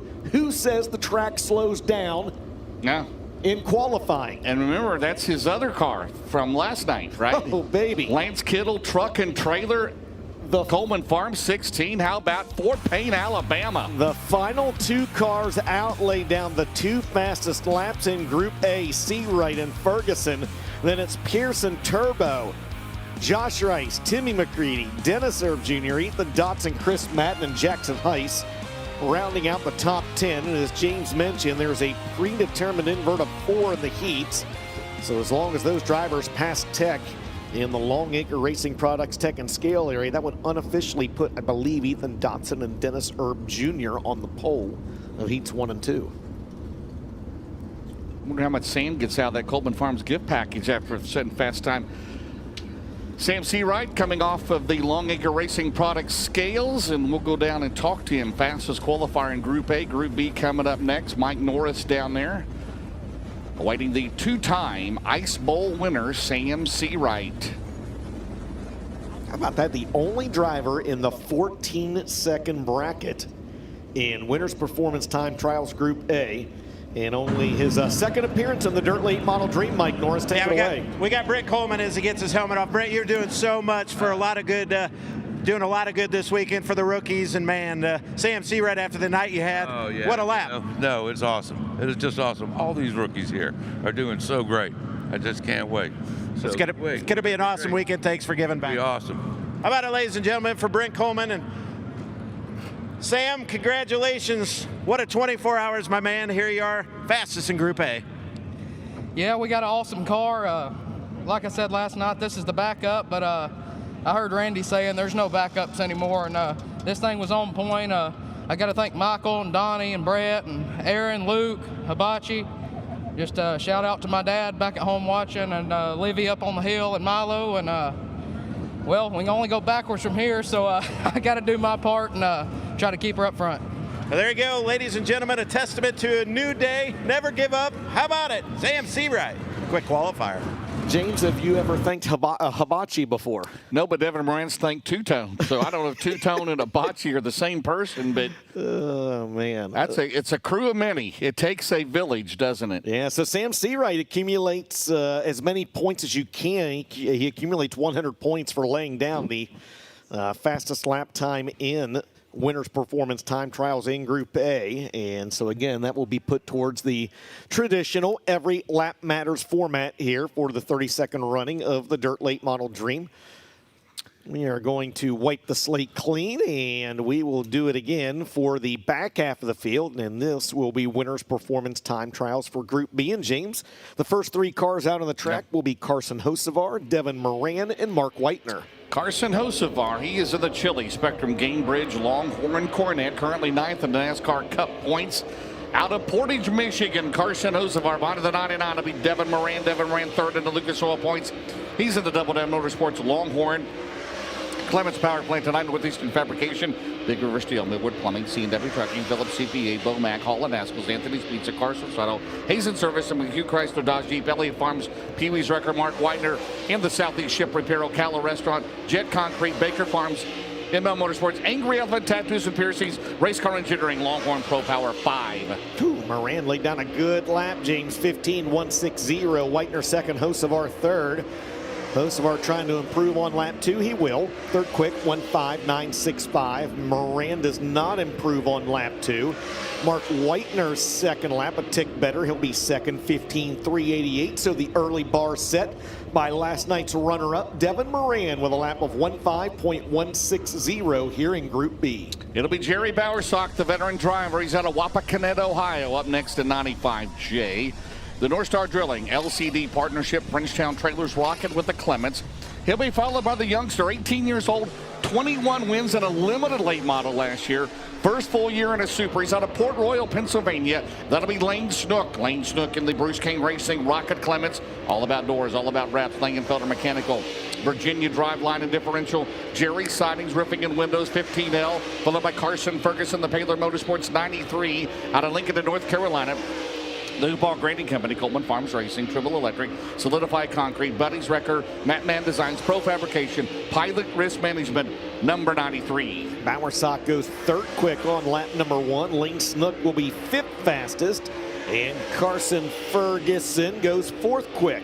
Lap number 2 for the 5-time Eldora track champ, Jerry Bowersock. Little better, stays third. His best lap is 15.715. Lap 2 for Lane Snook, better, stays fifth, 1.5898. And Carson Ferguson will jump up to third quick. His best lap time is a 15.492 after 6 cars. It's Devin Moran, Mark Whitener, Carson Ferguson, your top 3. Up next should be the 40B, led laps last night. He is currently in 10th in the Lucas Oil Points out of Brandon, Florida. That'll be Kyle Bronson. Kyle Bronson, the KBM of Brandon, Race Car Engineering, LTX Home Builders, Boswell Oil Company, Michael Lloyd Hauling and Demolition, All Gaia Performance, Atomic Music Group, LLC, Lucas Oil, Borchers Equipment, Angry Elf Tattoos, Donnie Birdwell, the crew chief on the Rocket Clements, followed by Michael Leach in the 09. He's out of Sun River, Montana. He's in the Paul Leach Longhorn Durham, Dust Pots, Willow Ranch Construction. Out of Sheep Creek, Montana, Willow Ranch is. You knew that, right? Yes. Lowenbro Motorsports VP Randall Edwards, the crew chief of the 09, and Justin Duty. He's at the Longhorn Clements, First Class Septic, Darren and Mardell Williams, and Don Frank Flooring, number 15. First lap times going up. Michael Leach to the top of the leaderboard. James 15.052. Bronson 6th. Duty 9th. Lap 2. Let's see what KB40 has. He jumps up to 4th, 15.476.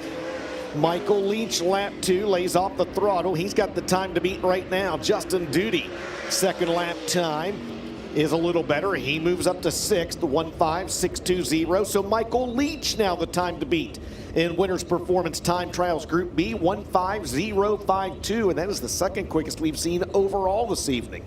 Up next, DJ with the current Lucas Oil Late Model Dirt Series points leader, the winningest third late model drive in the country this year. 13 wins overall to Martinsville, Indiana. That'll be Hudson O'Neill. He's in the Todd and Vicky Burns SSI Motorsports, Big River Steel, Wheeler Metal, Subsurface of Indiana, Merrill Bonding, Professional Concrete Cutting and Drilling, O'Neill Salvage and Recycling, Lineal Contracting, Beeman Lumber, Seven Spurs Ranch, Penske Shocks, Lucas Oil, Sunoco Ratios, Indiana U Triple SA Fast Pitch Softball. Jason Durham, the crew chief on the Longhorn. That is a Cornette power plant this weekend, followed by the 12R. He's out of Pennsboro, West Virginia. That'll be Ryan Payne. Ryan Payne in the Payne's Trucking Services, Perkins Supply Company, Jenkins Auto Parts, Barnes Trucking, Dahl Brothers Fabrications, Rocket Pro Power, followed by the 39 out of Goshen, Ohio. That'll be Mike Hildebrand. Mike Hildebrand, the current late model points leader at Moeller. Did you know that? Yes, I did. And the Longhorn Vic Hill, very good. Longhorn Vic Hill, Victory Land Title, EXP Realty, Naylor Electric, 39 for Mike Hildebrand. You know, a lot of people talk about, man, they should black out FloRacing and Dirt Vision and all these places within like a 100-mile radius of the racetrack. Look at all these drivers and crews and merchandise stands that have FloRacing on. Well, they compare it to like the NFL back in the day when you had to black. You can't do that. Can't do it. Streaming, you can't do that. So. No, you can't. First lap time going to go up for the 71 of Hudson O'Neill. And he's third quick. Good lap, 15.330. Ryan Payne, 11th quick, 16.550. And Mike Hildebrand, 11th fastest, a 16.421. Hud, lap 2. Can he get to the top of the leaderboard? He does not. He improves, but stays third. Best lap, 1.5204. Ryan Payne's best lap is 11th quick, and he gets trumped by Mike Hildebrand. So Hildebrand goes 11th, Ryan Payne 12th. So after 12 cars, it's Michael Leach, Devin Moran, and Hudson O'Neill, now the top 3 in Group B. Up next will be the veteran driver out of Moweaqua, Illinois. Welcome to the class of 2026. National Dirt Late Hall of Fame coming up in August at Florence Speedway. Moweaqua, Illinois driver Shannon Babb. And he is in the Petrov Towing, Dynagross, Nutrien Solutions, Getty Landscape, Donnelly Trucking, Penske Shocks, CJI Piping and Fabrication, Douglas Dodge Ram, Longhorn with the Vic Hill, followed by the 25, former Dirt Late Model and World 100 winner. He won the Dream back in 2012 at Zebulon, Georgia. Shane Clanton, the Georgia Bulldog. He's in the Super K Express, SCCS Solutions, M&S Concrete, Elite Excavation, and Panama City Cycles Capital with the Clements, followed by the youngster Brody Smith, the 17SR. He comes to us out of Dade City, Florida, in the Big Daddy's Cattle, Total Claims Horse, Skipper Smokehouse, Sunoco Ratios, Wicks Filters Racing, Rocket Durham for Brody Smith. Both Smith brothers here this weekend. And again, in case you missed the news, Brendan Smith, he'll continue to Lucas Oil Series, but it'll be under the 17SS banner. Colton Miller is still helping him out, but it'll be the Smith Speed Solutions 17SS. Yeah, still got Yellowhammer Design and Construction on the quarter panel of that race car. I talked to Brendan a little earlier this week. No hard feelings, obviously, with Colton Miller in that group continuing to support them. Good to see his brother, the Slim Reaper, Brody Smith, out here as well as we welcome the next trio of drivers on the racetrack. The time to beat right now in Winners Performance Time Trials Group B, as you can see in the upper left-hand part of the screen, Michael Leach, a 1.5.052, the first driver. To get a lap time is going to be Shannon Babb, and it's a good lap, James. 5th quick, 15.428. Shane Clanton, 9th quick, 15.687. And Brody Smith, 8th fastest, 1.5543. What's Bab have on lap number 2? A winner just a couple weeks ago at the Mars Late Model Series. Bab not able to improve, stays 5th. Lap 2, Shane Clanton, 9th quick, 15.599. And Brody Smith's second lap, not as good. He will be 8th quick. His best lap is a 1.5543 after 15 cars. Michael Leach still has the time to beat, followed by Devin Moran and Hudson O'Neal. Up next will be the reigning World 100 winner, currently 5th in the Lucas Oil points. It'll be Ricky Thornton Jr. He's out of Chandler, Arizona. The Bobby and Jessica Kohler Motorsports, a team based in Mount Airy, North Carolina. That is a Longhorn number 20 RT, Hoker Trucking, Knights Companies, Capital Waste, Coleman Farms Racing, Certified Inspection, Leak Ready Mix, Strange Oval, SI Towing and Recovery, Sunoco Race Fuels, Anthony Burrows, the crew chief on the 20 RT, followed by the 13 out of Chelsea, Iowa. That'll be Dallin Murdy. Dallin Murdy in the Greg Brenning Scott Lake Motorsports. That's a Longhorn Clements. Quality Services LLC, Stealth Oil Well Services, Burning Rock Products, Murdy Farms, Brown's Heavy Equipment, Quick Supply, Cash Money Motorsports. 13, Dan Ebert in the James Trantina, Collins Brothers Towing in St. Cloud, Minnesota, Minnesota Truck Headquarters, Amsoil Christians Group Insurance, Shaw Trucking, Rocket Durham, 60. Ricky Thornton Jr., 12th. Dallin Murdy, 3rd. Good lap for the Game Changer. And Dan Ebert, 5th. Oh, and Murdy gets into the wall down in turns 1 and 2. Oh, and that's going to draw the caution flag. He was just 3rd quick. The youngster out of Chelsea, Iowa, guys. Randy, we were watching that happen, and I think it shows the thin line between running the cushion and the cushion running you. Just like he got all 4 tires over into the cushion. We'll see the replay. Yeah, definitely. Like we was talking earlier, the racetrack's going to stay faster, longer, and he got such a good run through 3 and 4 and just couldn't steer down from the flag stand, which, you know, made him enter up in the dirty stuff, up in the cushion. And man, I'm telling you, you're just along for the ride. I don't think that's really that bad, but his crew guys was acting like they was probably done, but that's without looking at it. He's matched the right side of it. He makes his way to the Long Acre Scales. Definitely, obviously, got the right side of the deck, the right body.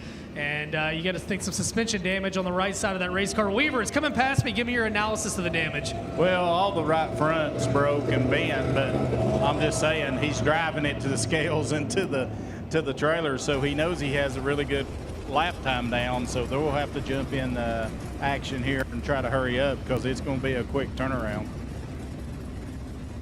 Yeah, a young man with a lot of talent, and we also have another rookie, of course, this year, Lane Snook, of course, driving for Bruce Kane Racing, and that guy dominated out. What, 21 wins a year going to limited late model?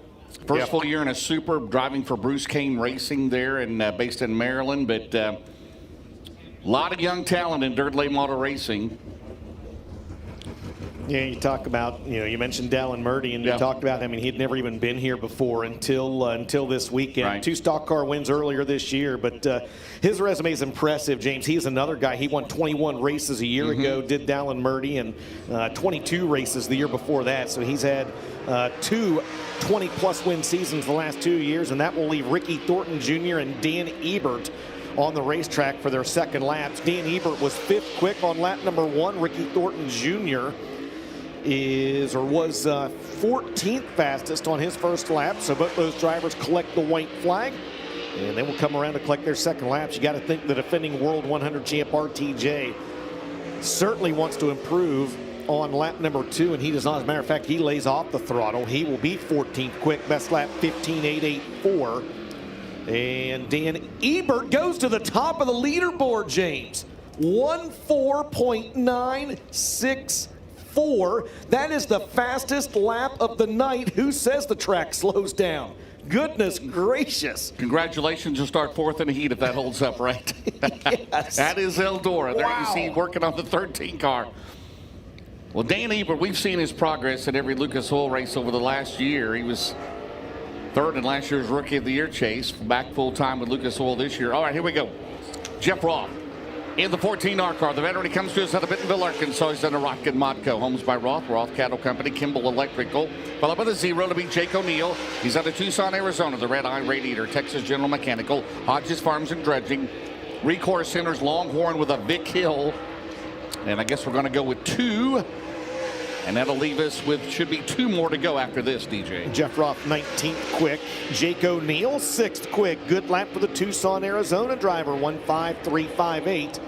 He needs to find 4/10 if he's going to surpass Dan Ebert. Lap number 2. Jeff Roth will be 20th, and Jake O'Neill, he improves. He will stay 6th, though. That's a good lap for Jake O'Neill, 1:05.213. And he got 2 throttle stompers left to go to wrap up Winners Performance Time Trials here tonight for Group B. Well, everywhere we've gone in the Midwest the last few weeks, this guy holds the track record, right? Garrett Alberson. He does not here at Eldora, but we'll see. He's out of Las Cruces, New Mexico. The Ken and Beth Rothbergs, Low Voltage Solutions, Sunoco Race Wheels, Mesilla Valley Transportation, Bill's Sport Shop, Hogan Farms, Roman Machine and Welding, Brack Properties, Mitchell Racing, Mitchell Ranch, Sims Family Racing, and Nutrient Ag Solutions at the Longhorn Clements, followed by Dylan McCowan, second in the Rookie of the Year in the Lucas Oil Series out of Urbana, Missouri. He's in the Longhorn with the Scott Bailey engine, Midwest Sheet Metal, BLC Transportation, Sonic America's Driving, Empire Energy, Pomeroy Services, Mel Hamilton Ford, 8. Garrett Alberson, 7th quick, 15.234. Dylan McCowan, 16th, 15.782. What's Alberson have on lap number 2? Took that wild ride at Wheatland just a couple weeks ago. He improves, jumps up to 4th on lap 2 with a 1:05.174. Dylan McCowan, second lap, a little better, 15th, 1:05.164.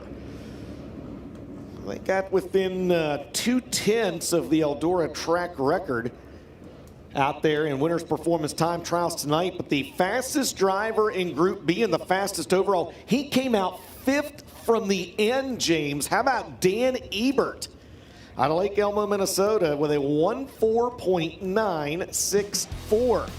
Michael Leach, second quick. Devin Moran, third. Garrett Alberson, 4. Then it was Dallin Murdy, Hudson O'Neill, Jake O'Neill, and Mark Whitener. And if those times hold up through the Longacre Racing Products Tech and Scale area, the 4 invert means that Mark Whitener and Jake O'Neill would start on the pole of heat races 3 and 4 a little bit later on tonight. And Mike Norris has caught up with your Winners Performance Quick Qualifier here tonight. Dan, I tell you what, you got some experience in the snowcross, snowmobiling, but man, you guys have put your nose to the grind in this late model division. You've been close tonight with an opportunity in front of a great crowd here at Eldora. Fast time in Group B. What does it mean to you? Pretty awesome, really.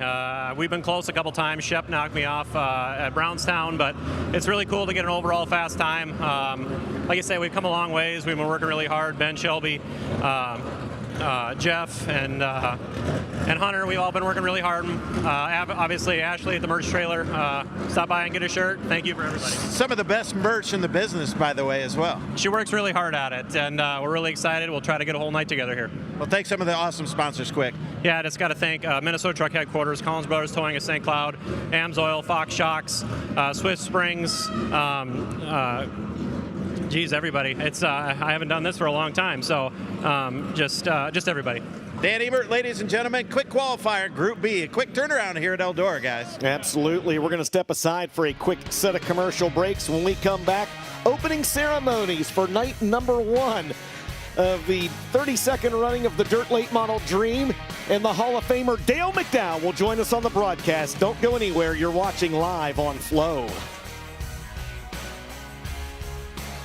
Get ready for an amazing summer tradition. Country Concert 26, Fort Loramie, Ohio, July 9th, 10th, and 11th. With Jason Aldean, Riley Green, Alabama, Travis Tritt, Jamie Johnson, Cole Swindell, 38 artists, 4 stages, deluxe camping, coolers welcome. Get tickets now at countryconcert.com. Dave Poske's Performance Parts has been serving the Ohio River Valley and the entire country since 1978. Our staff consists of fellow racers and crew members who combine for over 100 years of experience in the racing industry. Poske's is also the home to Hoosier Tire Ohio Valley and Octane Race Products. We have what you need when you need it and ship nationwide daily. Visit us in Parkersburg, West Virginia or online at Poske.com. Eldora Speedway, like you've never seen it before. Friday and Saturday, June 26th and 27th, the best rally drivers from around the world take on the Big E. Kids get in free, live music, rally racing, fireworks, and free camping. June 26th and 27th. Get your tickets now at EldoraSpeedway.com or call the Eldora Speedway box office at 937-338-3815. Every weekend under the lights, racers chase something bigger than a trophy. And since 1998, Race Car Engineering has been serving the racing community that keeps this sport alive. With over 100 years of combined racing experience. Now with a brand new website featuring free freight on all orders over $199. RaceCarENG.com. Race Car Engineering, built for racers.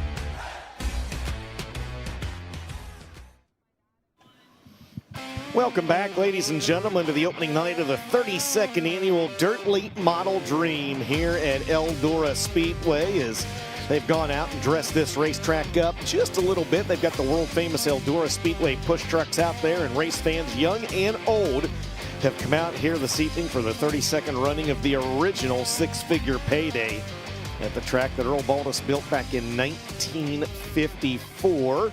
Well, we got a former Dirt Late Model Dream winner, the National Dirt Late Model Hall of Famer Dale McDowell up here in the booth joining us. Dale, welcome back. It's been a hot minute, but welcome back to the FloRacing broadcast, my friend.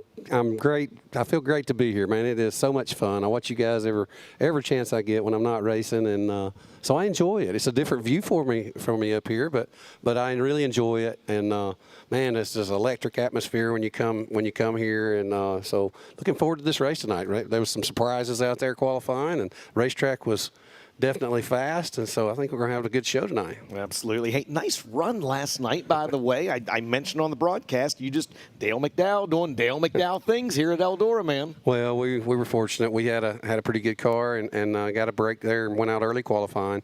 So that's what's tough here is just getting everything to go your way. You know, like tonight, the racetrack stayed really consistent. Last night, it fell off a little bit, but the track prep guys are doing awesome. It was an awesome show last night. So that's what makes it exciting. You never know what you're going to get here, like setup-wise.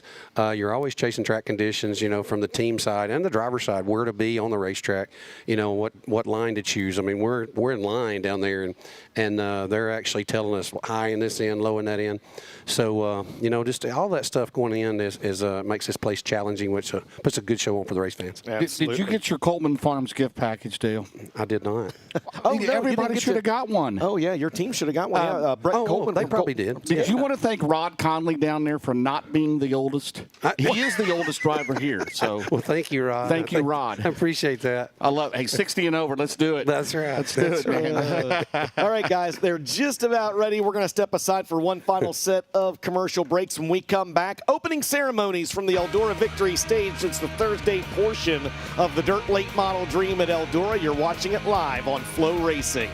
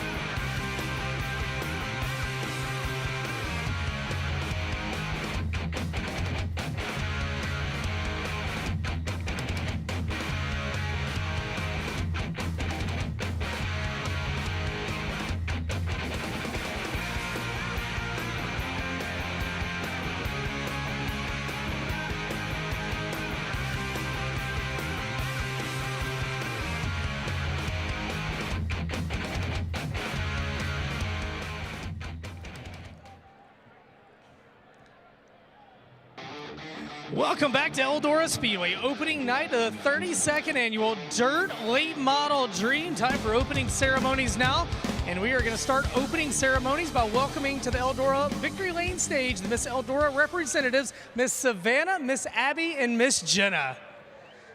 All right, Savannah, I didn't call you Mallory. Savannah, as the most elder of the team, I'm going to ask you a question. I didn't say you're old. I say you've got the most tenure. Kind of old. Now, I'm going to ask you, what question do you hate most for me to ask you when you come to the stage? And then I'm going to let you ask Abby a question. Abby's going to ask Jenna. Okay. That actually might be my least favorite question right there because I don't have a great answer to that. But I might not have a least favorite, but I have been waiting on you to ask me where your sparkly jacket is. And tonight we're wearing a lot of red sparkles, and we actually have a fourth one back there, and I think it might fit you. So if we think he should get in a red sparkly dress, I think everybody should cheer. Yeah? Yes? You're playing evil, and I like it. I like your game. Not going to happen. All right, we're going to ask Abby what the Eldora girls will be doing today and later this evening. So earlier today, we were able to go out and visit everyone in the fan zone and the campgrounds. After the races tonight, Clayton Anderson will be performing live over in the fan zone. We may or may not see him show up in one of these matching outfits there. I don't know, we won't hold him to it. But so many fun things going on. So Jenna, tell us where fans, whether they're here or watching at home, can see what we're up to. You can find us on all social media at Eldora Speedway and shop our merch at eldoraspeedway.com. The dress isn't happening, I can tell you that, but how about it for Savannah, Abby, and Jenna, the Miss Eldora representatives? And yeah, we're going to have the party with Clayton Anderson coming up later tonight in the fan zone outside of turns 3 and 4. Hey, if you got a 2-seater ticket, grab them right now. Matt Altiers is going to come out, and Miss Savannah is going to draw a winner. If you've got the winning ticket, make your way over to turn 4. And who's driving tonight, Matt? Brandon Overton for the first ride and Nick Hoffman for the second ride. All right, well, so first ride here, ticket number 210202, 201-202, and then we're going to draw another one. Nope, just the one. Yep. Just one. Okay, we got it. 201-202. Make your way immediately to turn 4 to pick that up, and Matt's going to be over there putting on a red sparkly dress. DJ, James, tell me about the order of the show tonight. Absolutely, Ben, and I can't wait to see you in that red sparkly dress as well. The run of show tonight, we're about to have 4 10-lap heat races here this evening. The top 5 in each heat race will transfer to the main event. As we mentioned, the top 4 have been inverted. That is to say, the fastest driver will start 4th, the 4th fastest will start 1st. Again, 10 laps, top 5 transfer. That will lock 20 drivers into the main event. The overall high points driver will then spin the wheel of misfortune to determine how many drivers are inverted in the A main. That A main lineup will be staggered from high point to low point, with the inversion taking place thereafter. We'll then have 2 B mains. They are 12 laps in distance. The top 3 out of those will race their way in, and we'll wrap up the night with a 50-lap, $30,000 to win main event. Well, thank you very much, DJ. At this time, we ask if you are willing and able, please rise and remove your hats for tonight's invocation in our Star Spangled Banner.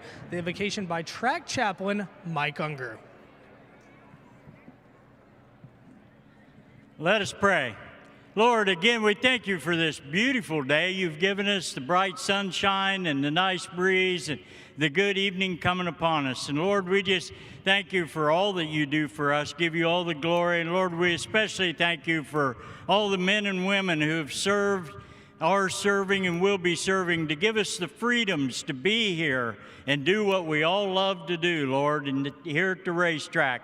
So Lord, just be with us as we go home tonight. Keep everybody safe so they can come back tomorrow. And we praise you and give it all in your name. Amen. Thank you very much, Mike. Please remain standing. Our Star Spangled Banner by Mr. Clayton Anderson.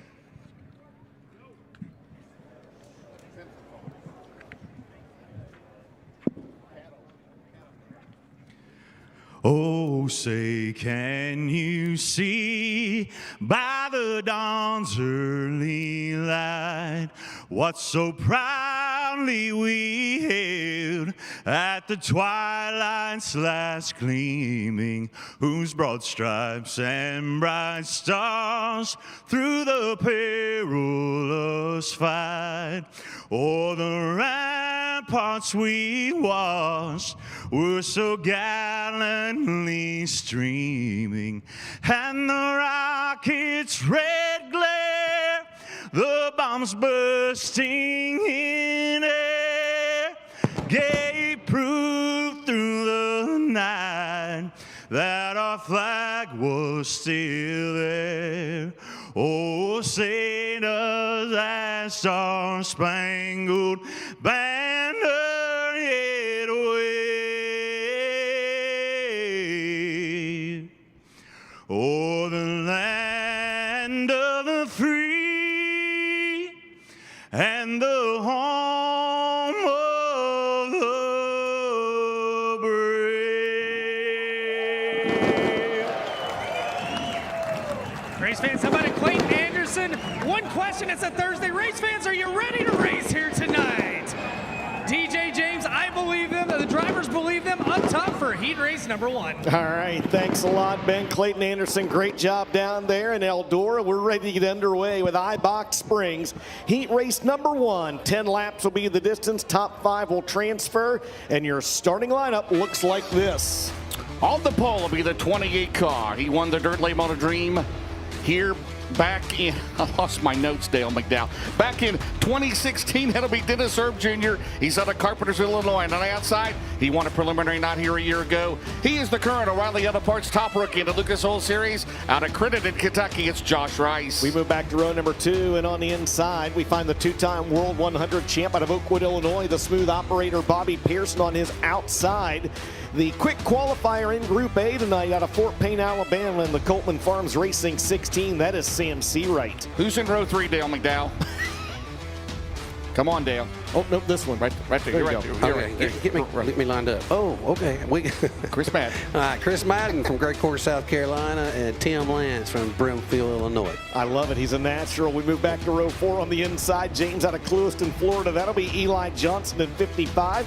And on his outside, out of Rome, Georgia, in the 21, it is Super Mario Gresham. Row 5 will be the S21. It'll be Seth Daniels. He's out of Jackson, Ohio. Ryan Johnson, the 7J out of Aurora, Missouri. And Mike Spatola is a scratch in 89. So it'll give us 10 cars running 10 laps, top 5 transfer. And Dale, you and I talked off headset a little earlier. This racetrack obviously a little different tonight than what you saw last night. What are 2 of the key differences that you've noticed about this racetrack so far? Well, last night, qualifying was kind of middle down. The groove kind of migrated down. Then they actually worked the top and the bottom before the feature. Tonight, it was right around that lip. You know, there was a lip around the top. Some of the earlier cars in Group A went into turn 1, and you guys can kind of see a brown strip about a lane and a half off. So they'll try to get their left side tires in that and just cut distance, you know. So they watered it and prepped it a little bit. So it's going to be a little bit different racetrack tonight as of right now. But as they work it throughout the night, we'll just have to see where the groove migrates. And trust me, those guys are as confused as we are up here as where to be. They don't know. They're going to try to watch this heat. The guys in the second heat are now down there wanting somebody to tell them, well, you know, where to go, where they at in this end, where they at in that end. So it's going to be interesting. Are you let's say you're in the second heat. Do you watch like on Flow or Dirt Vision or whatever else? Do you watch kind of see where the groove is and where guys are going? Yeah, Shane will come over and put the phone. Some of these guys have got their iPads that they watch and see, you know, right inside, or you get where you can see it. But definitely so. It's definitely important because this first corner down here really just kind of sets the pace of where you're at. So it looks like they're getting ready to go here, right? McDowell, if you've got Randy Weaver alongside, you're starting on the front row. What's your concern? Which side? Which side's Randy going to be? You tell me. What worries you the most? No, Randy and I raced together a lot. A place like this, Ben, it's every man for himself down here getting in the corner. I mean, obviously you don't want to beat your stuff up here, but you just got to go through wide open and hope you get through there okay. You got an iPad? No, I don't. I got a phone. You don't have a flip phone. Please don't tell me you have a flip phone. I don't have a flip phone. But by the way, Greg Williams out of Hopstein, Indiana, he's the oldest driver here at 65. that keeps me a little you keep moving down the list, Dale. Yeah, keeps me safe. All right, guys, caution lights have been turned off. Green flag is going to wave this time. Ibach Springs heat number 1, 10 laps in distance. Top 5 transfer. It's Dennis Erb Jr. and Josh Rice leading them to the green. Good start for Dennis Erb Jr. in the 28 car. And the line, the crew chief on that car. Daniel Clark, the crew chief on the 11 car. Josh Rice down the back straightaway. Pulls even with Urban at turn number 3. Here comes Rice for the lead out of turn 4, guys. Rice, the winner here on this night 1 year ago, and he's going to lead lap number 1 of Ibach Springs heat race number 1, followed by Dennis Erb, Sam Seawright, Bobby Pearson. James, how about Eli Johnson currently in a final transfer spot? Josh Rice, he won the Cowboy Classic at Wheatland a few weeks ago. Erb right there, running the Dale McDowell. He's got to get lower to run the Dale Mack line, doesn't he? He's got to get a little bit more traction down there. It's a little greasy.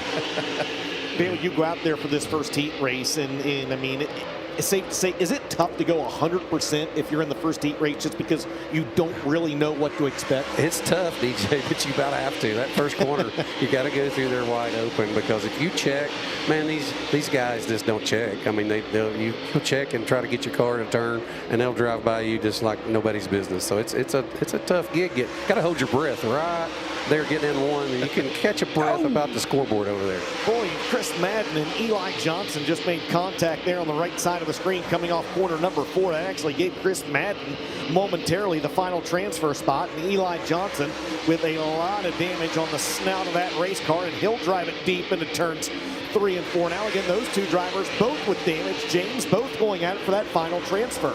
We've all seen Josh Rice, of course, a great regional driver, but makes the step, Dale, up to the National Tour at the Lucas Oil Series this year. And he's been ready for it, and he's got a good car owner in James Ratliff. He does, and Josh is doing an awesome job. He's just, going to these places and looking. Oh, yeah. The bottom got a little greasy there. That was nothing intentional on Chris's part. It just, the right front went in there and lost grip and just pushed up. So it's unfortunate. Battle there on your screen for the second spot as Sam Seawright makes a run at Dennis Erb Jr. And this happens about 1.7 seconds behind your race leader. Seawright with a slider down in turns 3 and 4. He got the spot, and he's trying to bring Bobby Pierce with him. Good battle there, Dale and DJ down the back straightaway. Erb will try to get the spot back, but it is all Josh Rice as he is run away and hit. White flag, 1 lap to go here in Heat 1 tonight, guys. Final time around, and it's now a 2.5 second lead for Josh Rice. The Allgaier Performance 1 to go as Rice, the Thursday night winner here 365 days ago, is going to start off on the right foot, and he wins Ibach Springs heat race number 1. Second spot goes to Sam Seawright. Third to Bobby Pierce. Fourth to Dennis Erb Jr. The battle for the final transfer will come right down to the checkered flag. Give it to Eli Johnson by 3/100ths of a second over Chris Madden. How about that, guys? So Eli Johnson finishes 5th, Dennis Erb Jr. 4th, Bobby Pierce 3rd, Sam Seawright 2nd, and the winner of Ibach Springs heat race number 1. He's in the JRR Motor Sales, JRR Trucking, MC Tank, Glenwood Electric, MGL Auto Sales, Rice Excavating, C&K Trucking, Big Al's Guns, Keltner Contracting, sponsored number 11. How about it for Crittenden, Kentucky's Josh Rice? Rice going to make his way into the Long Acre Race Products Tech and Scale area. And just as soon as he clears, we will send it down to Ben and Mike for an interview with Josh Rice. Now, once again, the top 5 transfer out of each heat race. They will take their total points from qualifying and from the heats, line them up 1 through 20, basically. And the Wheel of Misfortune will then determine the invert 1 through 8 on that feature starting lineup. As Eli Johnson clears the Long Acre Racing Products Scale area, moment of truth for Josh Rice, 2350. Is the minimum weight requirement. And Rice clears, green light comes on, and he will make his way over to talk with Ben Shelton. Guys, we'll send it down to you. Good try. Mike Norris. I had a 50-50 shot, Norris. Yes, you did. Actually, 0.333, because I think Randy's down here. But you're right. I guess he's not doing interviews tonight. Winner of the Cowboy Classic Rookie of the Year, the Lucas Oil Late Model Dirt Series, 9th in points. As you mentioned, he won the prelim 365 days ago. 3-time and defending Northern All-Star champion. 10 wins 1 year ago, 2-time Latham Memorial winner. Josh Rice, Eldora Speedway on a Thursday night is something you're starting to like, my man. Congratulations. Thank you. We've been fighting getting this thing to stay on the right side all weekend. I tightened up more there than I have all weekend, and I'm finally over there. But I feel like I need to get over there even more. But can't thank Vic Hill for building a good piece, because it just got 10 laps as hard as I could push it. So probably the closest we've been. Try not to mess it up. A year ago, ladies and gentlemen, an emotional victory, and James Essex was on the dance floor. Do we see it again tonight? Yeah, Clayton Anderson was here a year ago. That's right. He's in concert afterwards. All right, second heat coming up, 10 laps. Top 5 transfer on the pole will be the 74X out of Bakersfield, California, Ethan Dotson. Tim McCready alongside in 9 out of Watertown, New York. The rest of the lineup there on your screen, guys, are going to go green flag racing this time by Turbo, Ferguson, Heiss, Nobby, Hicks, Burdett, Conley, Williams, and Dalton Cook. 11 cars, 10 laps, top 5 transfer. Ibach Springs Heat Race number 2 will fire in turns 3 and 4. Ethan Dotson, the ASD Motorsports car, the Briggs Transport number 9. Rob Penrod waves the green flag. If the 4 invert, Ferguson the fastest in this group qualifying. He starts fourth as they head down the back straightaway. Ethan Dotson out in front into turn number 3. Side by side momentarily for the second spot, and it's about to be a battle for the lead as Rowdy Turbo down there on the inside of the racetrack moves into the second spot, and he may not be done yet. No, look out, and he goes around. And that will draw the caution flag here in this one. It doesn't take much, Dale, right on those right rear quarter panel. No, and I'm not sure bit. exactly what did happen, but we'll see it here on the replay. Yeah, I think there's so much traction right across the middle. We'll see it right here. There's so much traction right across the middle. When you're full throttle and you hit that slick, you get a little bit loose, and he might have got the quarter into up there in his lane. Oh, yeah. If you could look right behind Ethan's door right there behind the left front tire, you'll see where Turbo's quarter panel got there, and that's just close racing. Nothing intentional, close racing. It's just the stuff that happens here at the Big E. Now, we saw last night and again tonight and for the next 3 nights down there, Shannon Rush from Hoosier Tire at the scales. He's obviously checking the temperature of the tires, right? So what exactly is he looking for as far as the right fronts? Well, he looks at a temperature, and I really don't know exactly what temperature that they're shooting for now. But when the speeds are up here and you're running around this place, like Josh said, he never lifted, up there where he was running. And so he's in clean air, obviously. But when you're running those speeds, you'll build some temperature in that right front tire. So they just have to watch that. A lot of teams are taking camber out. For the race fans, they're standing the tire up more, not laying in more at the top. So things like that, they'll run the heat evenly across the tire patch. So that's they've had that problem a little bit. Looks like they're getting ready to go here. A complete restart, guys. So here we go. Dotson and McCready in 10 laps, top 5 transfer to tonight's 30,000 win main, Dustin. Yeah, James, worth noting as well. Of course, last night was a FloRacing Night in America sanctioned night. This is an Eldora Speedway, of course, a dirt car event. So it's true double file restarts as always here at the Big E. And Herb had to go to the back. Single car incident as they come off of turn number 4. Wow, sliding up the track. That is Benji Hicks, Turbo back at the bottom. Oh, man, that's not going to be good at the end. And that will bring out another caution flag. And Greg Williams slides right into the 55 car. And we are under caution, guys. Yeah, that'll draw the caution flag there. As we inch our way through this second Ibach Springs heat race. And, man, Benji Hicks took a hard lick right there. And, Dale, I feel like we say it on the broadcast a lot, but, man, from a driver's standpoint, watching on that monitor in front of you, it doesn't even come close to doing it justice whenever you hit the wall like that. No, it's the speeds are up here so much, so it's crazy. All right, well, let's go ahead and take a look at the ND3 Products instant replay here. Got a couple different angles of it. Turbo gets a good run in there. Yep, fighting for the same piece of real estate there. Oh, And that was just, unfortunately, insult to injury there. Here's a second look.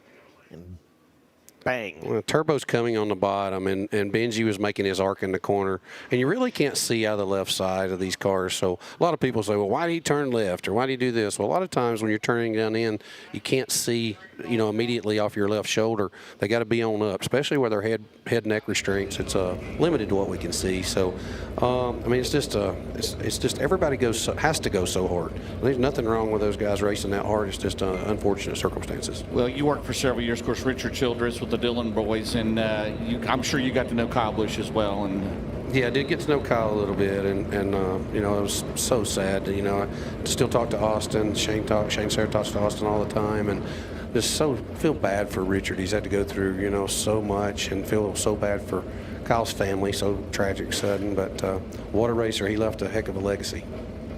Down in the infield, guys. Hey, guys, I was going to say, I talked to Shannon Rush. He said on the very inside, the hottest part of that right front, he doesn't want it over 250. He said anything past that's the discomfort zone. He said Dale McDowell's never been over 38 degrees. I don't know if that's true or not, but no, he did not say that. Is but that it's a believable. jab? Is that a jab because I don't run fast? What is no, that? that's Weaver told. Hey, also McDowell, Weaver told me that if you looked over and you were starting beside him, you go, man, we had a terrible qualifying effort tonight. That's yeah, we'll be wishing each other good luck. And I think they said 38 degrees. That was the timing on your motor or something. That wasn't nothing to do with your tires. But guys, back to Turbo there. I was watching that. He was so fast because he run that high side against the cushion and had such a run. I just think Benji was going to do a late entry, and Turbo was running so much faster there wasn't nothing either one of them could do at that time. I agree. Again, thanks to Hellraiser Jacks again tonight, tomorrow night, and then Saturday night. Tonight, lap 18, Dale. $900 to the driver leading on lap 18 here tonight, courtesy of Hellraiser Jacks, Chrissy Hensley and Tim Sheets. And then again, $900 tomorrow night, leader of lap 18, and then leader on lap 51 on Saturday night, Dale. They're going to get $2,012 in honor of Kyle's Prelude to the Dream win here in 2012. So that is thank you to awesome. Hellraiser Jacks, absolutely. It's amazing. It's great. Will you be up that far at halfway? Man, I wish I could tell you. I don't know where. If I do start at the front end up going backwards, it seems I have to start in the back to get up to make myself get up through there for some reason. So we'll see. How many dreams have you made in a row? Like, what did DJ say? I don't keep up with them. Y'all don't talk about it. I don't keep up with them. No, yeah, we're not going to jinx it. You know when you're coming here, there's going to be inverts, right? Yeah. It don't matter what you're doing. It's going to be an invert as some of Benji X's car ends up on the racetrack there. See Greg Williams down here in his pit area, the Hopstock, Indiana driver. What do you think about the inverts? I mean, it's part of Eldora. That's the way it is, right? You know it. You know it coming here. It is tough. You know, it's a tough gig because when the racetrack's that fast, it really dirties the air up. And you can't move around on it quite as much. You're searching for that traction, and you go through the traction spots to the black slick spots. So it makes it really challenging, and it makes it a little frustrating when you're trying to get up there and pass and you get inverted. But you know what it is when you come here. It's for the race fans, and and the racing's good, and it bites some of us, it helps some of us. So you just go with it. Well, we talked about Nick Hoffman last night and what he did to get the victory last night. And somebody mentioned on Facebook that, hey, he drove it like Bloomquist did, like you do as well. And it's like, well, Hoffman did drive for Scott before he went to Ty Torek, so we saw that, several times. I think Scott taught us a lot here, how to drive this place. But as these cars have evolved, you can drive them so much more aggressive, and so it's you do see aggression here run fast a lot of times. Well, I don't never see any aggression out of you. I try to. I just don't remember how. The Dale McDowell line, I love it. Well, hopefully we don't see it this weekend either. All right, the Death Ridge Opticians caution lights turned off. Green flag going to wave this time by. 2 laps in, 8 laps to go in Ibach Springs, heat race number 2. Dotson will lead him out at 2. McCready on the bottom. Here comes Ferguson in 22, working the top. How about the 388 Jackson Heights down the back straightaway? Jackson Heights comes in a nice 7th in the Hunt to Front Super Dirt Series points. The 388 goes to 3rd, guys. Ethan Dotson finds himself out front. There's a look back at 2nd, 3rd, 4th, and 5th. Now 3rd, 4th, and 5th as Tyler Erb tries to work his way back up through the field. He is currently in a transfer spot. Again, the top 5 advance, and Turbo runs just inside that top 5. Fergie in front of him in 4th, guys. 4 in the book, 6 to go. How about Chris Ferguson? Dale out at Wheeling did a good job there. Ended up on the podium a couple of times. He does a good job. He does a really good job here. Every time we come here, he's fast. He does in that Caplet in the Stinger car for his father, Brian Connard. Right now, Ethan Dodson, guys, it's about 6-7 car lengths to lead into turn number 3. McCready in second. Heiss is third. Then it's Ferguson and Tyler Urban at 5th and final transfer spot in 51. Yeah, that is 3rd, 4th, and 5th on your screen. And those drivers do battle about a second and a half behind your runner-up, Tim McCready. Now 4 laps to go here in Ibach Springs. Heat race number 4. Again, the top 5 transfer. And that's your 5th place car, Tyler Erb. In the 51, and he has got a considerable advantage over the next closest competitor, which is Dustin Nobby, and Nobby's off the pace on the back straightaway. He will limp it into the infield. James, we stay green. Ethan Dodson looking good right now to win heat number 2 here. 3 laps to go, 2 to go next time around. Still a good battle for third. Here comes Heiss on the bottom. Ferguson up top. Out at turn number 2, Chris has it, and here comes Turbo's going to have run into turn 3, guys. Side-by-side Turbo on the inside. We look back momentarily on a battle for 6th, though. White flag, Allgaier Performance white flag is out final time around. Ethan Dodson through turns 3 and 4 for the final time. Checkered flag in the air. Dodson's going to get the win. Play it again. Get the win. Tim McCready 2nd. Chris Ferguson 3rd. Tyler Erb 4th. And Jackson Heiss will round out the top 5, James. So they moved to Longacre Racing Product scales. So again, 5th, Jackson Heiss. 4th, Tyler Erb. 3rd, Chris Ferguson. 2nd belongs to Tim McCready right now. In your winner, guys, he's in the, of course, Jarrett Rifles car. Yes, thank you. Do you hunt, Dale? No, I don't either. I don't either. Jarrett Rifles, Taco John's, Brad Benton Trucking, Contracting Services out of Aiken, South Carolina. You know where that is, right? Aiken, South Carolina? I sure do. North Augusta Customs, ASD Motorsports, Longhorn Clements. He's out of Bakersfield, California. He is currently 7th in the world of outlaw points. How about it for your Heat 2 winner tonight, Ethan Dodson? Hey guys, as he's going to head over to Mike Norris for the interview, head over to the ASD Motorsports Facebook page. Jarrett Rifles is doing a giveaway over there. They're the sponsor of our race day preview every day this week. Dustin, Jarrett, and I are doing those. You catch them on FloRacing and Dirt on Dirt, but head to ASD Motorsports Facebook. You can win one of those Jarrett Rifles. Guys, I wouldn't be looking for the Jarrett Rifles, but I would take some Taco John's off that race car if they do a giveaway for that. Norris, over to you with the winner of Heat Race number 2. Thank you very much, Ben. 1 win. The Wild West Shootout, 8th, the World of Outlaw points. He's won the Cotton Picket 100, a 2-time winner with the Hunt the Front Series. And he's going to end up in our infield center here if they don't be careful. As we'll talk to him. I know he's excited. Always a hard charger. As I got to get it just right. Credit Melvin and the fine staff in the car doing the tech. Ethan, you've been fast here at Eldora Speedway before in a modified, but man, you are looking good in this late model here tonight. Put it up front, held T-Mac off. Congratulations on a big heat race win. Thank you. Sorry to Tyler there. I guess I just kind of caught his quarter panel and sent him around headed for them. And yeah, I guess being slow in qualifying pays off with an invert. Well, there you go, ladies and gentlemen. Ethan Dodson gets the win.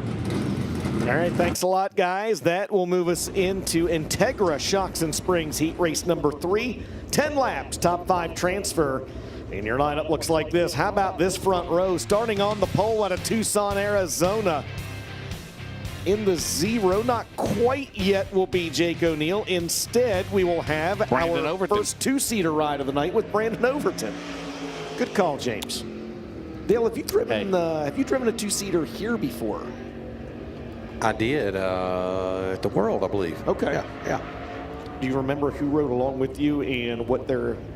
I do not remember her name. It was a lady, and she really enjoyed herself. So that's awesome. You didn't pour a Hocevar last night and spin out, right? I did not. I did get a little more sideways than I wanted to, and that thing drives a little different, but it's fun. But I guess it had to give the race fan a little bit of a jolt last night when Hocevar spun out. That's exciting.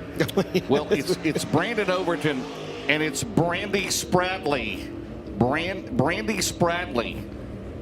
That's awesome. Yeah. She might be a Dale McDowell fan. She may be. She might. Well, interview her when she gets out and see what she thinks. Yeah, absolutely. kind of scared to one last night, Mr. Jacobs. But white flag is out. Brandon Overton. And don't forget, by the way, on Saturday, you can get tickets. I think Hoffman is driving later tonight. Albertson, I know, is going to be one of the drivers tomorrow.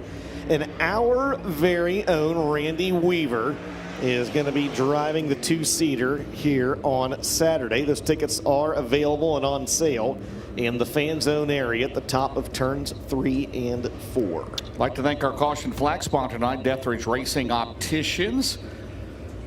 So Integra Shock seat number 3 coming up next. So we've got 10 in the show tonight for $30,000. We'll take 5 out of each of the last 2 heat races here.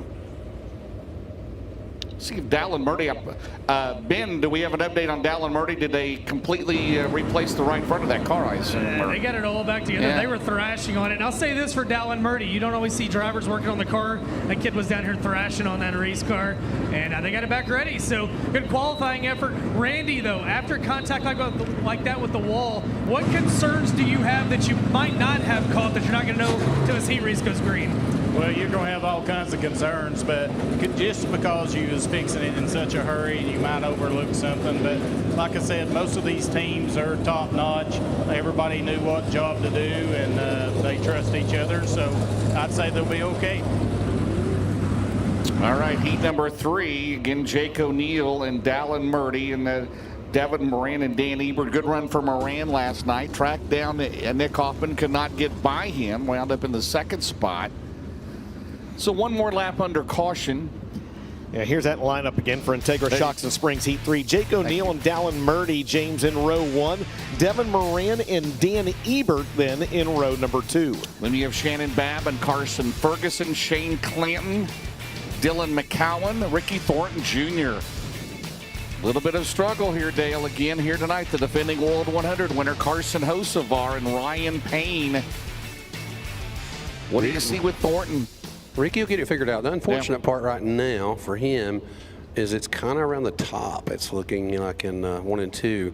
So the track goes through a transition about this time. There's still a pretty good grip around the bottom getting in, but it's slick getting in 3. So sometimes when you turn off into turn 3, you kind of get counter steered before you can get back to the traction. So he's hoping that he can get up through there, but it could be a little tough. Have you noticed any changes since the Dirt Track World Championship here last year into this weekend with the racetrack? It's really not really. I mean, it does seem when you evaluate it and change it, weather. The weather changes the phases when it does what it's going to do. But most of the time, it kind of migrates back to the old Eldora but getting there, man, that's the toughest part. Making these races, putting yourself in position, like DJ and I talked earlier, like these single formats, splitting it up. If you have a bad night, you don't have tomorrow night to make it up. I know it gives everybody a break, but it's a little bit of concerning in that situation. Here we go. Got to be on your game all the time. Integra Shocks and Springs Heat 3, 10 laps, top 5 transfer. Jake O'Neill and Dallin Murdy leading to the green off corner number 4. And that Skylight Motorsports 13 car, let's see, looks good out at 2. He'll take the lead down the back straightaway. Here comes Devin Moran in 99. Moran to the bottom. Ebert, the fastest in Group B here tonight, runs in 4th. Off at turn 4. Side by side for the lead. Murdy by a car length into turn 1, guys. The game changer leads his first ever laps at Eldora Speedway, and it comes in Integra Shocks and Springs Heat Race number 3, and he's got one of the best in the business behind him in Devin Moran. Those two break away just a little bit. There's your quick qualifier overall. Dan Ebert just throwing a Hail Mary down in turns 3 and 4. 3 wide there. Come on. Clanton's in the McDowell line. He was up against the wall. Ebert gets sideways. Clanton goes around him. Dallin Murdy. Well, Dale, they fixed the car up. It looks really good right now in 13.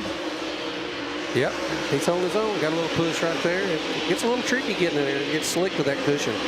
It's 3rd, 4th, and 5th there on your screen, guys. And now 4th and 5th, Shane Clanton and Dan Ebert. Ricky Thornton Jr. just behind them. 1 spot out of a transfer. RTJ going to go down to the inside, try to work his way around the quick qualifier. Dan Ebert not able to do so yet. Now RT will throw caution to the wind. He'll take that spot away down the back straightaway, James. Right now, it's about 5 car lengths the advantage down the straightaway. It'll be halfway next time around for the Chelsea, Iowa driver, Moran, down the back straightaway. He's got some distance to make up as they go into turn number 3. Jake O'Neill still third. Clanton and Ricky Thornton Jr. runs 5th, but Murdy looking good right now, guys. Yeah, Murdy looking good, and Jake O'Neill looking good as well. Your third-place car, actually, the last couple laps has had the quickest car on the racetrack. He's gained a little bit of ground on Murdy and Devin Moran, but in front of him, you can see it. Devin Moran starting to close in on the game changer. 3 to go. What does Murdy need to do, Dale? Hit his marks, but he's got one of the best in the business behind him down the back straightaway. He just needs to keep doing what he's doing. Uh-oh, caution's out. Yeah, we got one car that is slowed to a stop on the inside of the back straightaway, and it's Carson Hocevar. So the driver of the Spire Motorsports Chili's number 77 draws the Deathridge Opticians caution with 7 laps in the books and 3 laps remaining. And I got to think, Dale, that that's not what Dallin Murdy wanted to see with 3 laps to go. No, because now he's got to pick. He's got to choose. So that's the tough part, you know, because you don't know. I mean, I'm assuming he's probably going to pick the bottom. Devin's going to be good, though. Devin made the bottom work down here on the start, so it's, you know, the racetrack's still staying pretty broad as far as the group wise. I got a question for both the pros on the broadcast team. I'm going to start with you, Weaver. You got a rookie here. How are you going to show him how a veteran gets it done, get to the lead on this one? What's your strategy to go to the lead? Well, like Dale said, it looked like he picked the bottom, which usually got the most traction just to get that initial jump. But when they get into turn 1, if he don't have him clear, that Moran is going to be really fast off turn 2. McDowell, what are you thinking right now with Murdy on the bottom? I'm thinking I don't know what the heck I'm going to do here, but I'm going to try to do the best of whatever decision I make. But the bottom, there's so much top right there leaving 4 as well. So just like Randy said, man, if he gets a good launch off of that bottom, but if Devin can hold it even with him, he'll sail around him on the outside. Well, you know Clanton's going to be right in there, right? Yeah. How many years did you run against Clanton? It's what, 20? Oh, Shane and I've raced together for years and years. And I'm not talking Shane McDowell. I'm talking Shane Clanton. Yeah, Shane Clanton. That's right. Yeah. All right, guys. On the restore. 3 to go. You can fire right there between 3 and 4, right? They tell you that in the driver's meeting. They tell him that in the driver's meeting. Murdy gets the early hole shot, and he's going to make it stick. Moran second, and Jake O'Neill with a good run down the back straightaway. Ebert gets into the wall. We stay green flag racing, this time by 2 to go. And at turn 1, here comes O'Neill all over Moran into turn number 2. Moran has the advantage down the back straightaway with the head of the white flag for Dallin Murdy. His first trip to Eldora this weekend, looking for his first heat win ever here at the hallowed half mile. 1 lap to go, guys. Final time around in Integra Shocks and Springs heat race number 3.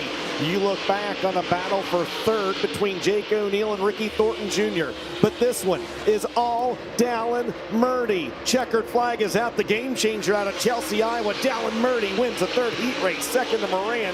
And at the line, you saw it. Ricky Thornton Jr. nips Jake O'Neill, followed by Clanton, McCowan, Ferguson, Babb, Hocevar, and Ebert. So 5th goes to Shane Clanton, 4th to Jake O'Neill, 3rd to Ricky Thornton Jr., 2nd to Devin Moran, and how about the 21-year-old out of Chelsea, Iowa? In the Skyline Motorsports, Quick Supply, Stealth Oilfield Services, Olson Explosives, Bruning Rock Products, Quality Services, Truck Country, Brown's Heavy Equipment, sponsored number 13. He is your defending Malvern Bank Rookie of the Year. He's a 2-time Boone Super Nationals champ. Let him hear you, Eldora. It's the game changer, Dallin Murdy. Dallin Murdy takes his first checkered flag of any kind here at Eldora, and Integra Shocks and Springs heat race number 3. 2 wins on the year, and those came in Dustin Jarrett's BFFs, the IMSA stock cars at Scotland County. As Dallin Murdy, as we talked about earlier, 20-plus wins the past 2 years. Just getting to the show here is a big deal. Melvin Welch, tech director for the World of Outlaws Elite Model Series, will back up the Skyline Motorsports number 13, and we'll talk to Dallin Murdy about his checkered flag in that one. He kissed the concrete out there in qualifying. Tyler Bruning in here congratulating him, sticks his head in the window. 2 things that are not like the other, Tyler Bruning and Dallin Murdy. As Dallin Murdy gonna pull his helmet off. And man, this team worked really hard. Well, Dallin, How about that one, man? From the concrete to a heat race win. How did you and this team get this car ready so fast after that accident in qualifying? I have no freaking idea, but just thanks to everyone that lent a hand. My crew, Tyler's crew, had Pop-Tart down there with me, Cody, a bunch of people pitched in for me driving like an idiot there, but somehow we got it back together and we got a pretty good hot rod, so just thank all them. Thank Neil and Greg, kind of went over some things today and got us a little more speed for tonight. So, are you having fun? If you would have asked me 10 minutes ago, I would have said heck no, but that was pretty cool there, so I'll take it. How about it for Iowa's own Dallin Murdy? He wins Integra Shocks and Springs heat race number 3, guys, heat 4 on the Speedway. Is he not a Davey Allison doppelganger, right? I love it. I love it. All right. That's awesome. Integra Shocks and Springs heat race number 4.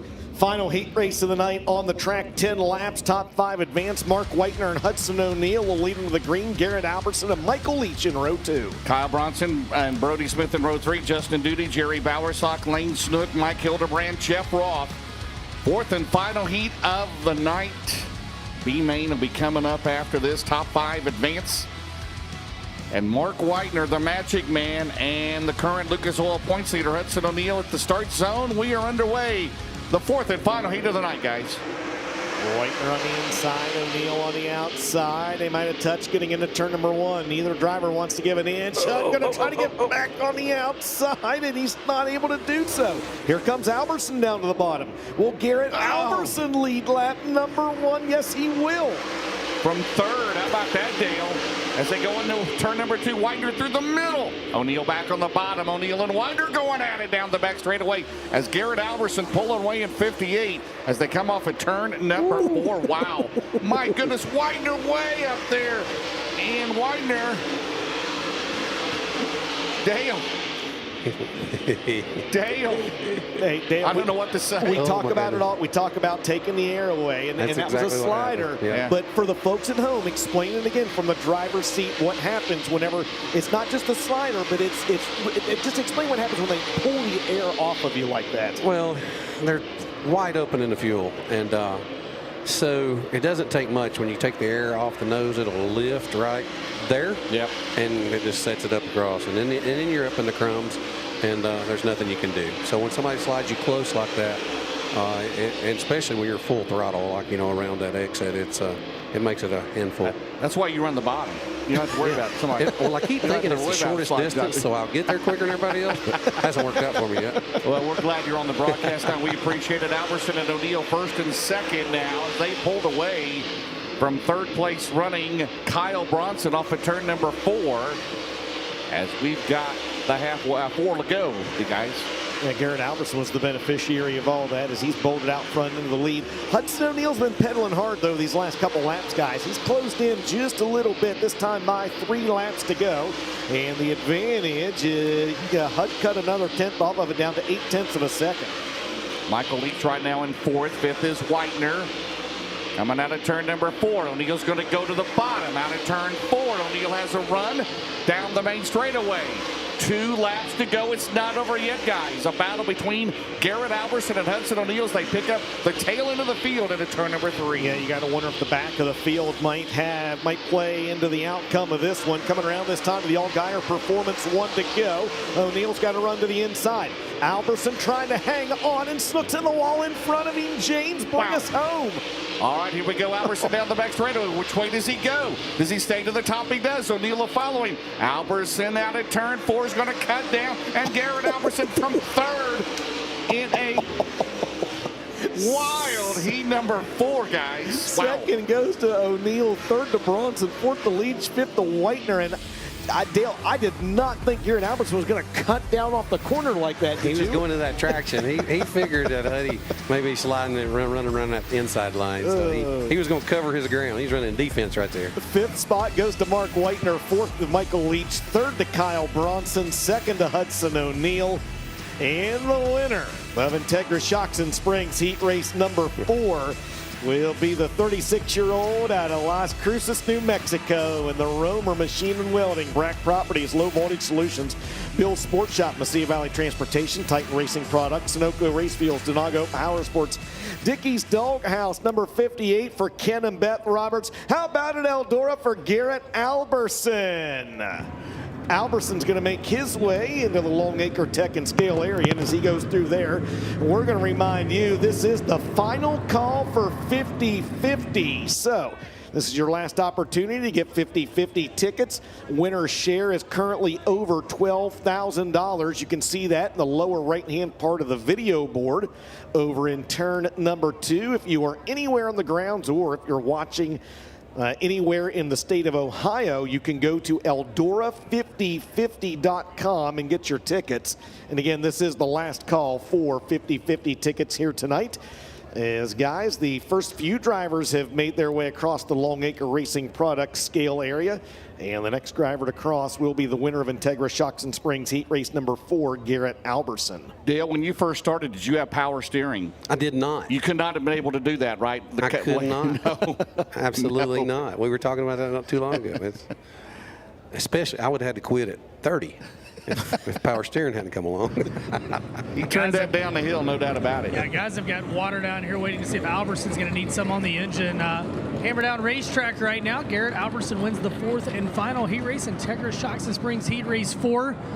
7th in the Lucas Oil Late Model Dirt Series standings. 1 win on the year. That came with the Wild West Shootout at Central Arizona Raceway back in January. And had a really fast car at the Show Me 100. Wild flip while leading a heat race, and then bounced back in the makeup feature later that night, and maybe had race of the year in a race that Josh Rice won as he was in the fold along with Chris Ferguson. He wins the 4th and final heat race of the night. Hudson O'Neill rides by, and he's got damage on the left side of that race car, caved the door in a little bit, flared it out, might have helped air a little bit late in that one. We were talking with Randy Weaver. We'll touch on that in a little bit. But the Ken and Beth Roberts Motorsports number 58 for Garrett Alberson makes his way into the droop check. Now back the car up and shut her down right there. Garrett, the first lap, you watched the front row cars, Whitener and O'Neill get together. What's going through your head at that point? Well, I mean, in a way, that was kind of what I was hoping for. You know what I mean? I knew I had like one lap to do that bottom and, you know, just make sure not to miss it. It was probably a little close over here on Mark, but man, I had to go. I knew I needed to get to that top right away, but man, hats off to this crew. We struggled bad yesterday, and we poured over this whole car, and the guys found a bunch of stuff that we needed to work on. So, man, just hats off to Zach, Payton, Jeff. Yeah, just thank Sunoco, Bill Stein Shocks, Mesilla Valley Transportation, Low Voltage Solution, Brack Properties, VG Performance. Pretty stoked. Anytime you win anything here is awesome. So. How about that last lap? There's like 10 lap cars that had to fill like down the backstretch. Yeah, it was getting a little hairy there because I was starting to run a little warm, and so I was running like as slow as I could. I really wanted to go a lot harder, but we got to the lap cars and I got a little dicey. I seen HUD down there, and I was like, oh man, I got to make good decisions here. He made a good decision, guys. He wins the final heat race of the night. 2-seater, back on the Speedway. Absolutely, and as Matt Altiers, his 2-seater has Jennifer Lancaster in there riding shotgun in that one tonight. Nick Hoffman is driving. There's Hudson O'Neill's car. Nick Hoffman driving Jennifer Lancaster around in the Ohio Natural Energy 2-seater. Next on the agenda will be this evening's Buzzy Racing Products B main. So we'll use this opportunity to step aside and thank the folks that make this broadcast a possibility. Don't go anywhere. You are watching the live broadcast of the Thursday portion of the Dirt Late Model Dream, and you're watching it on FloRacing.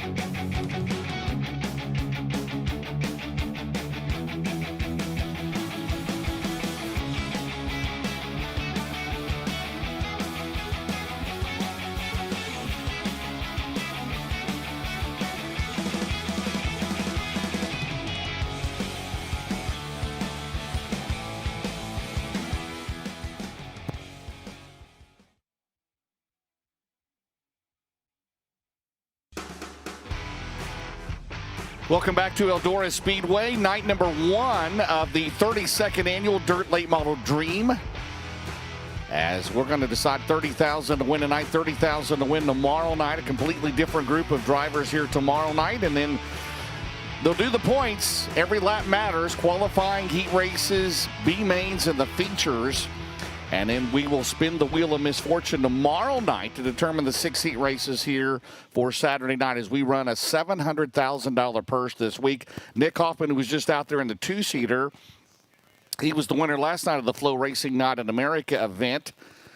James Essex, Dale McDowell, Ben Shelton, Dustin Jarrett, Randy Weaver, Mike Norris. We got a crew of everybody here this weekend, an all-star crew. Thank you very much, everybody at FloRacing. We hope you're enjoying it. Come on out to the track. Great crowd on in here tonight, Dale, on a Thursday. Good crowd last night. As you see the folks in attendance over there. When was the last time you sat in the stands at Eldora? Oh, my goodness. I can't tell you. I don't remember. I don't remember. That's why I said it's a different view for me up here. It's awesome, though. Yeah. If you had to, where would you sit at? Would you sit on the front stretch grandstand or in the corner? Or? Man, I'm sitting right where you guys are. Well, This is the best place. You're doing a great job. And we appreciate it. If I couldn't, I'd be right up in here under behind the flag stand somewhere, I think. All right, well, we have got the first Buzzy Racing products. Is this another two? We have rival Hudson O'Neill. Is this a rival 2-seater? What is this? This is the Eldora 2-seater. Well, Hudson O'Neill, I believe, was going to be in this one. I'm not sure. I don't know, but Hoffman just took that little girl for a ride in that last one, I noticed. Hosts of our last night. That is amazing. Rick Monroe's going to give him the green flag. It might be Shane McDowell. Has Shane ever driven a race car? Yes. Shane raced back in the 90s. And he and I both couldn't afford to keep going, and I tore up enough stuff. I needed extra help, so he quit. Started helping me. Best thing ever happened. You're going to probably be at the top list this year. We'll get to see Larry Shaw. Yeah, I know. Larry texts me all the time. I keep up with him and Cheryl, all of our Batesville bunch. He's had some health issues, but he just is entertaining and just thoughtful, and man, what a legend down in not only in racing, but I mean in modifieds. What he built? How many modifieds? Oh before? God, I don't even remember the number, James. Unbelievable. Yeah. And you're never going to be hungry. He's always going to bring you donuts, man. He is the guy. So I got the inside scoop. This is the obviously the Eldora Speedway 2-seater with Hudson O'Neill behind the wheel, but the track has actually got the 2-seater rented out for rides on Sunday.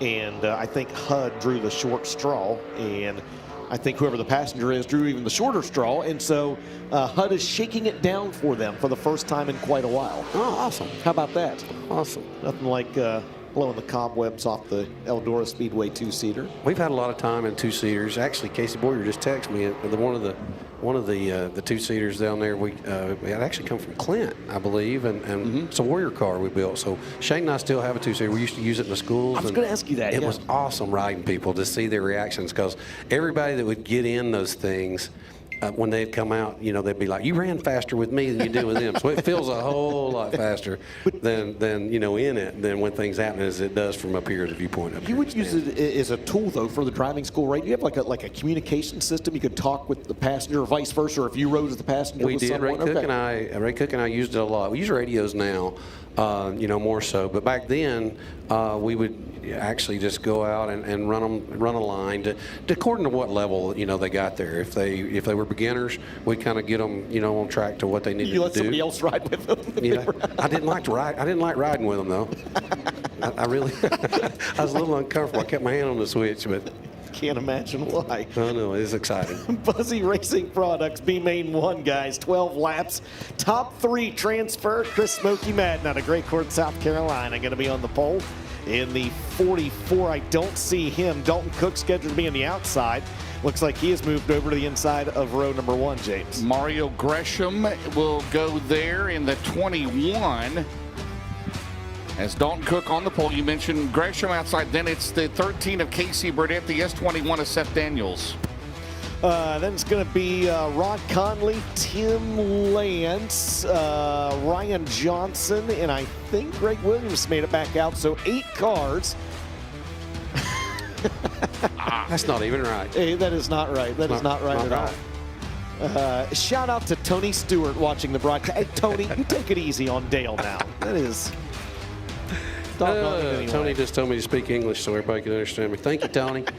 Appreciate that support, buddy. 8 cars. They're scheduled to go 12 laps. We are in a different room from race control. We can only hope that race control has opted to go 8 cars, 8 laps, but we'll see. Buzzy Racing Products B main number 1 is underway. James, top 3 advance.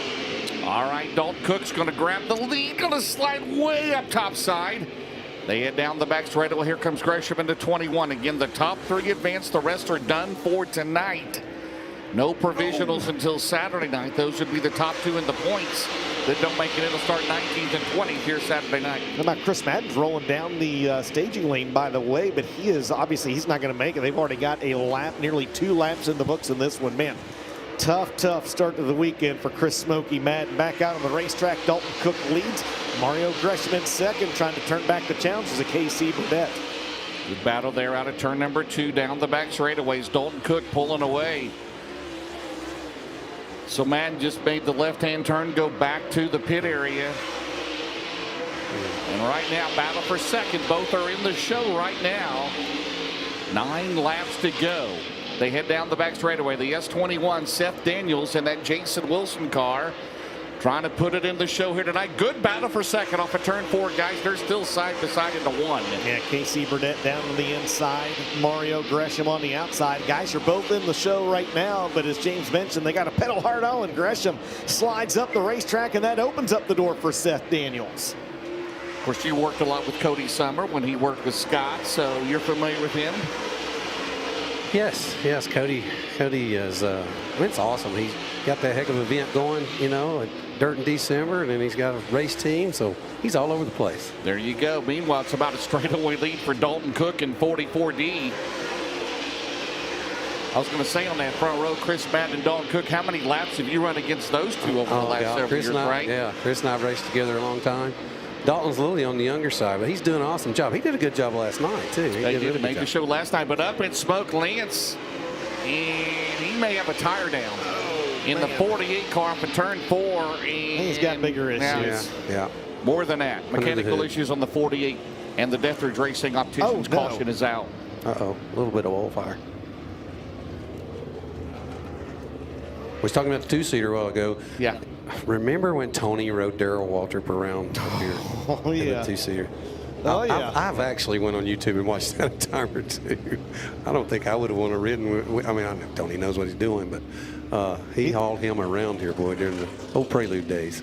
So, funny story, they want to put me in the passenger seat of the 2-seater at Fairbury coming up here next you got to do it. But they want to mic me up is the problem, and I'm afraid I'm going to sound like DW. Just hold your breath. Just hold your breath. Just take short breaths down the straightaway. I'm not a swimmer, Dale. I can't hold it that long. Just take short breaths down the straightaway. I think they put you in there. Fager's driving, maybe Shannon Babb. And no helmet. Let's put some fun. I did the 2-seater ride at Fairbury a few years ago, and man, that place, I don't see how they race side by side, much less 4 wide. McDowell, the last time you came to Fairbury, you finished in the top 5, and we ain't got you back since, man. What's it going to take to get you back to the Prairie Dirt Classic? I don't know. You got to talk to Shane. Our perimeter of where we race has gotten smaller as we get a little older, but I did have a good time, man. I always watch that thing. It's always exciting. I know somebody watching that can make this happen, Dale, but I want to put you on the spot. There is a point of contention in our sport right now with a new sponsor. He's a new sponsor on your car, and I would like you to pronounce the new sponsor on your race car that starts with Ace. It's Ace Duran. No, it's Doran, man. It's Doran.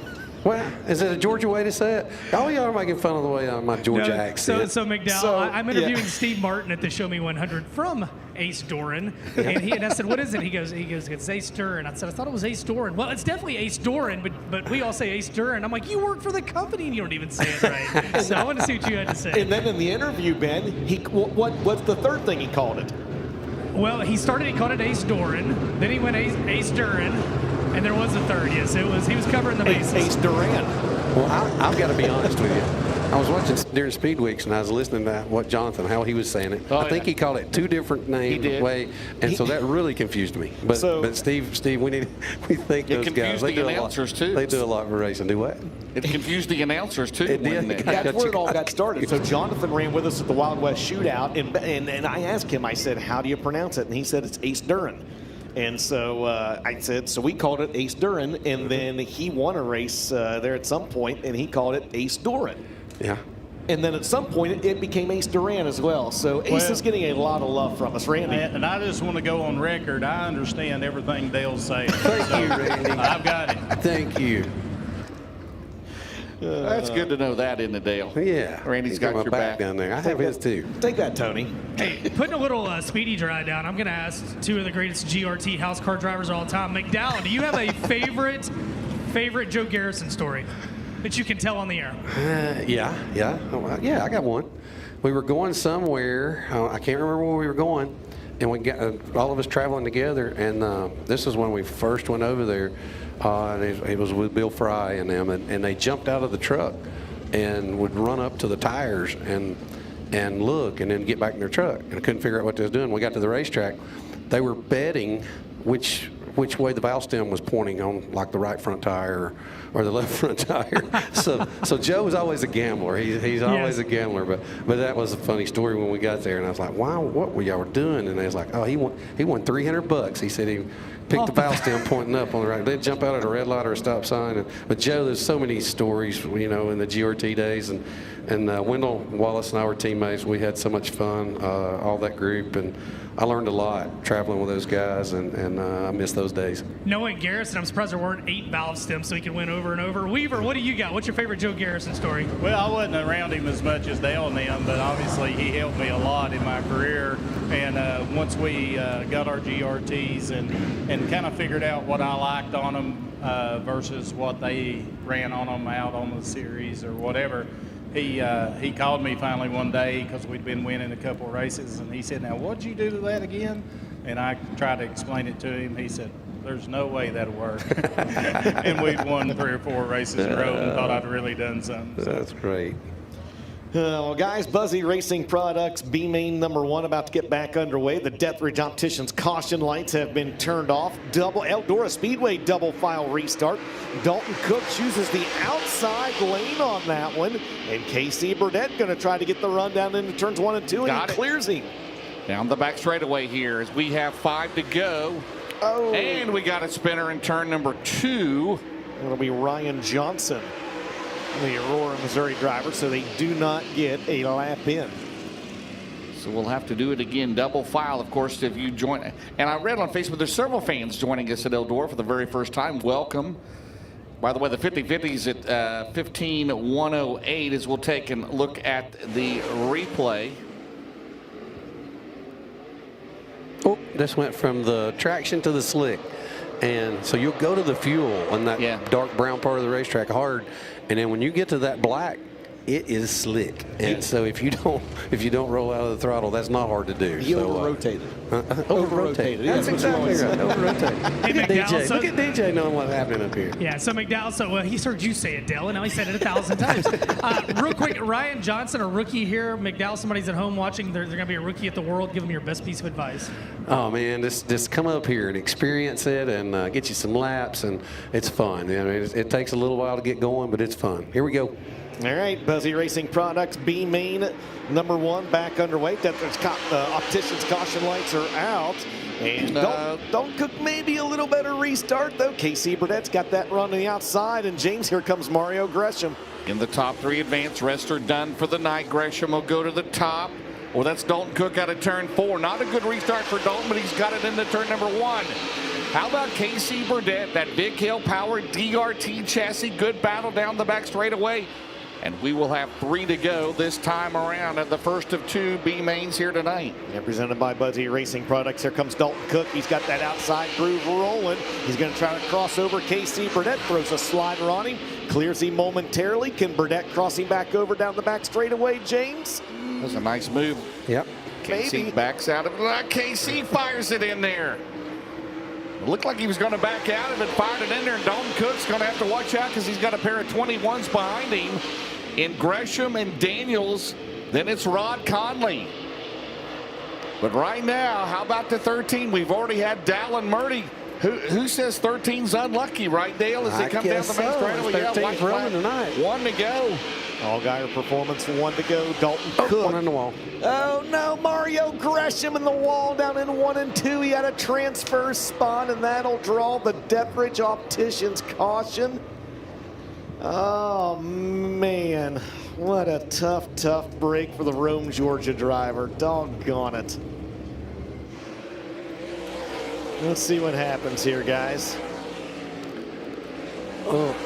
Just up and over a little bit, and when you get your right front, you can get over it as long as you can get that right front tire, back out of it. But when that right front tire's in it, it'll just kind of suck you in the wall, and you go to the fuel and try to rotate, to lose the most minimum, I guess, distance. Try to just to recapture what you've just tried, your mistake, and it just sucks you in the wall, and you get in the fuel, and it hits harder. So.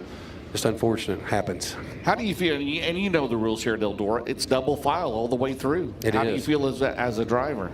Man, I'm telling you the challenges that this place throws at you.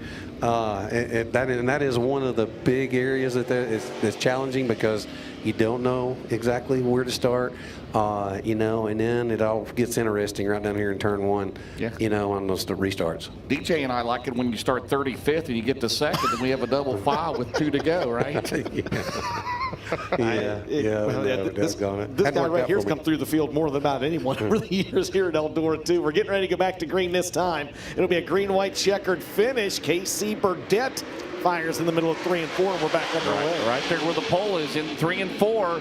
Casey out of turn number 2, down the back straightaway, under the white flag, down the back straightaway. Rod Conley trying to get that final transfer spot.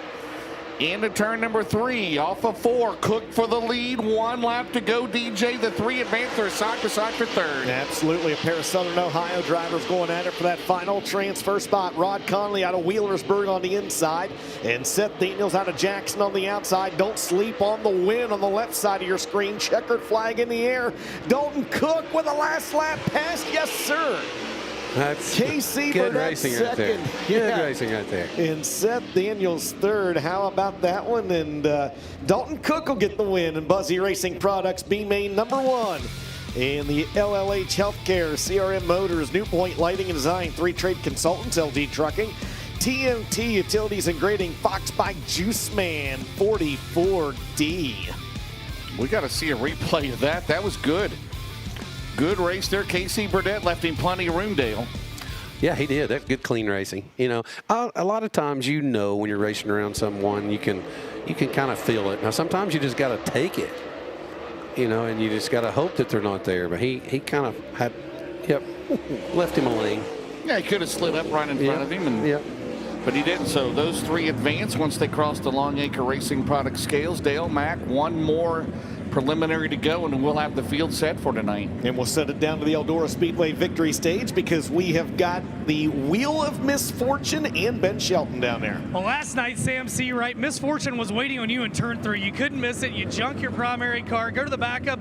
It's even faster. So from Misfortune last night to Wheel of Misfortune tonight, let's take a look at this. Now, no pressure. This is not only the invert for the feature tonight, you're also rolling the invert for tomorrow night. So you could make a lot of people mad or a lot of people happy. What's the pressure like? I don't know. It's awesome just to be standing up here.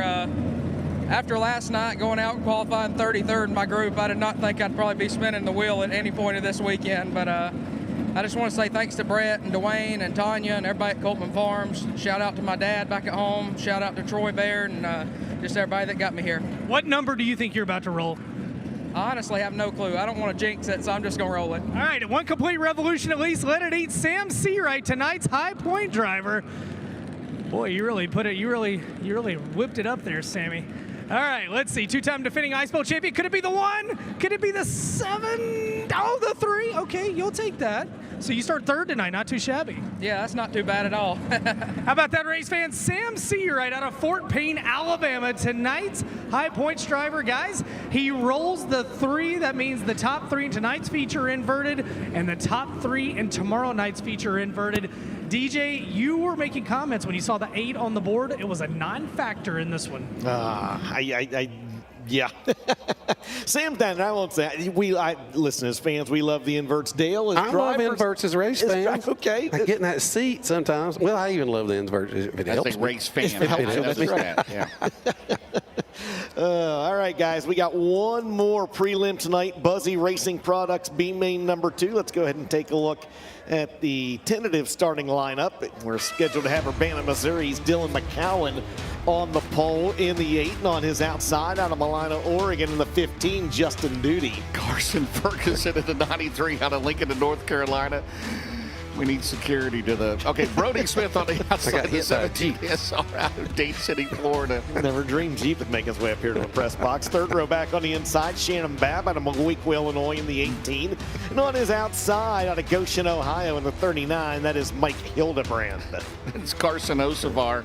Out of Portage, Michigan at 77, and Jerry Bowersock out of Wapakoneta, Ohio in 95J. Dan Ebert, the quick qualifier and winner's performance time trial tonight. He's going to start on the inside of row 5, and on his outside, the 18-year-old out of Port Royal, Pennsylvania in the 15, that is Lane Snook. And your final row, the 12, it'll be Ryan Payne. He is there. He is out of Pennsboro, West Virginia, and Jeff Roth in the 14. Out of Bentonville, Arkansas. 50-50, we'll have the drawing here shortly. 15,000 and what is that, 354 or 154? Yes, 154. Dale, have you ever won a 50-50 at any racetrack? Have not. I've not been fortunate enough to do that. I did. A guy came by last night, and he said 12 years ago, I guess 2014, when I won it, I pulled the 50-50 ticket, and he came by and told me I pulled his name. He won. It was a prelim night. Said he won like $7,000. So that was pretty neat. Wow. Did he give you $100? Did he bring you some money? He didn't bring me any money, Ben. Okay, just checking. A beer? Anything? Not a beer. Nothing. Nothing. Probably was Ace Doran. Very good. Well, when you promoted Boyd's for how long?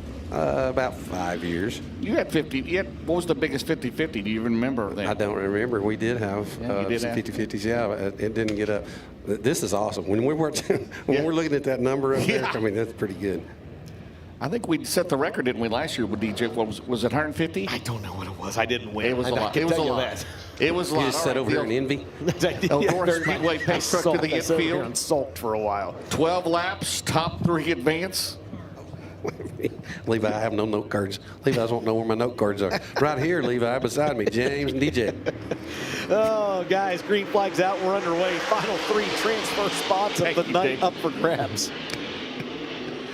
I'm glad to see that we changed the code on the door. But anyway, as they go into turn number 3, Dylan McCowan. When was the last Sonic you went to? Have you been to a Sonic? Do they have some down there in Chickamauga? Oh, yeah. I got Sonics. I got a couple of them. I visit often. Now, Tiffany, my other half, she don't like it when I stop there, but...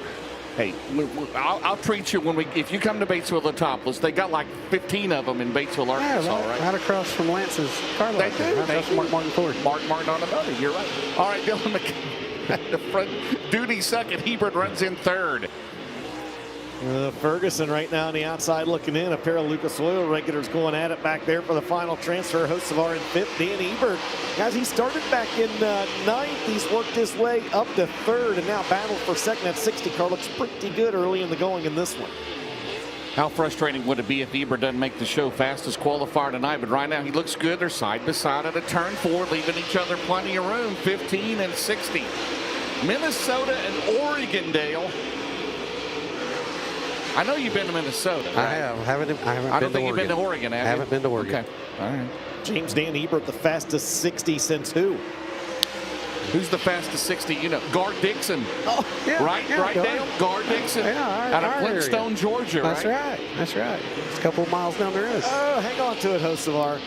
Carson got way sideways back there. He's able to hang on to it as you look back on, that's 8th and 9th back there now. Shannon Babb trying to pick his way through the field. That's on the right side of the screen. On the left side of your screen, that lead trio of Dylan McCowan, Justin Duty, and Dan Ebert trying to pull away from the field just a little bit. But just as we say that, guys, don't look now, James. Carson Ferguson trying to tiptoe around the top to get one of those last transfer spots. You see the track now. I mean, it's racing good. They really don't need to do anything to it. I'm not sure what they're going to do, but it's racy right now. It's hats off to the track crew. They've it's proportionalized well. Like the guys that have worked the bottom. I mean, once you get out there and get carrying that momentum, that top is a little better. But on the starts, the bottom keeps up. You know, off of 2 and usually they're a little bit. The bottom stays longer down here in 3 and 4 a lot of times. Carson Ferguson, guys. Look at Shannon Babb as well. There we go. We got a battle for the transfer brewing. That is Dan Ebert in 3rd. Carson Ferguson, Shannon Babb trying to take it away, guys. 2 laps to go, coming around. This time by Dylan McCowan's been your leader since the drop of the green, and that battle for the final transfer really brewing. How close do you get that wall in turn number 4, Dave? All the way to it, buddy. All the way to it. You can reach out and touch that fence probably. A pucker factor up there. Ebert's going to throw it in. Ebert up the track. As we are on the white flag, it is McCowan. Battle for second duty, and Ebert going back and forth. Oh boy. Well, 2 of them's not going to make it. Shannon's sneaking up in there.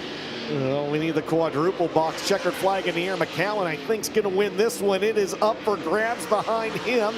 Second spot will go to Duty, and Ebert will take 3rd, with Carson Ferguson and Shannon Babb just on the outside looking in this one. So Ebert 3rd, Duty 2nd, and Dylan McCowan going to get the win in the Sonic Drive-In. BLC Transportation, Pomeroy Services, Empire Energy, McCowan Farms, Heritage Tractor, Midwest Sheet Metal, Elite Construction, sponsored number 8. Well, gentlemen, that is a wrap on all preliminary action here this evening at 18 minutes after 9, and just one event remains on the agenda tonight. And it will be our 50-lap, $30,000 to win a main.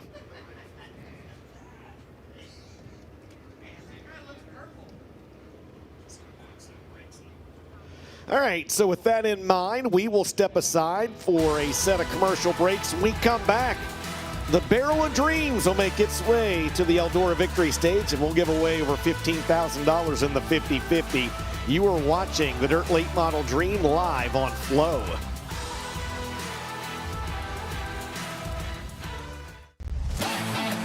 The fastest.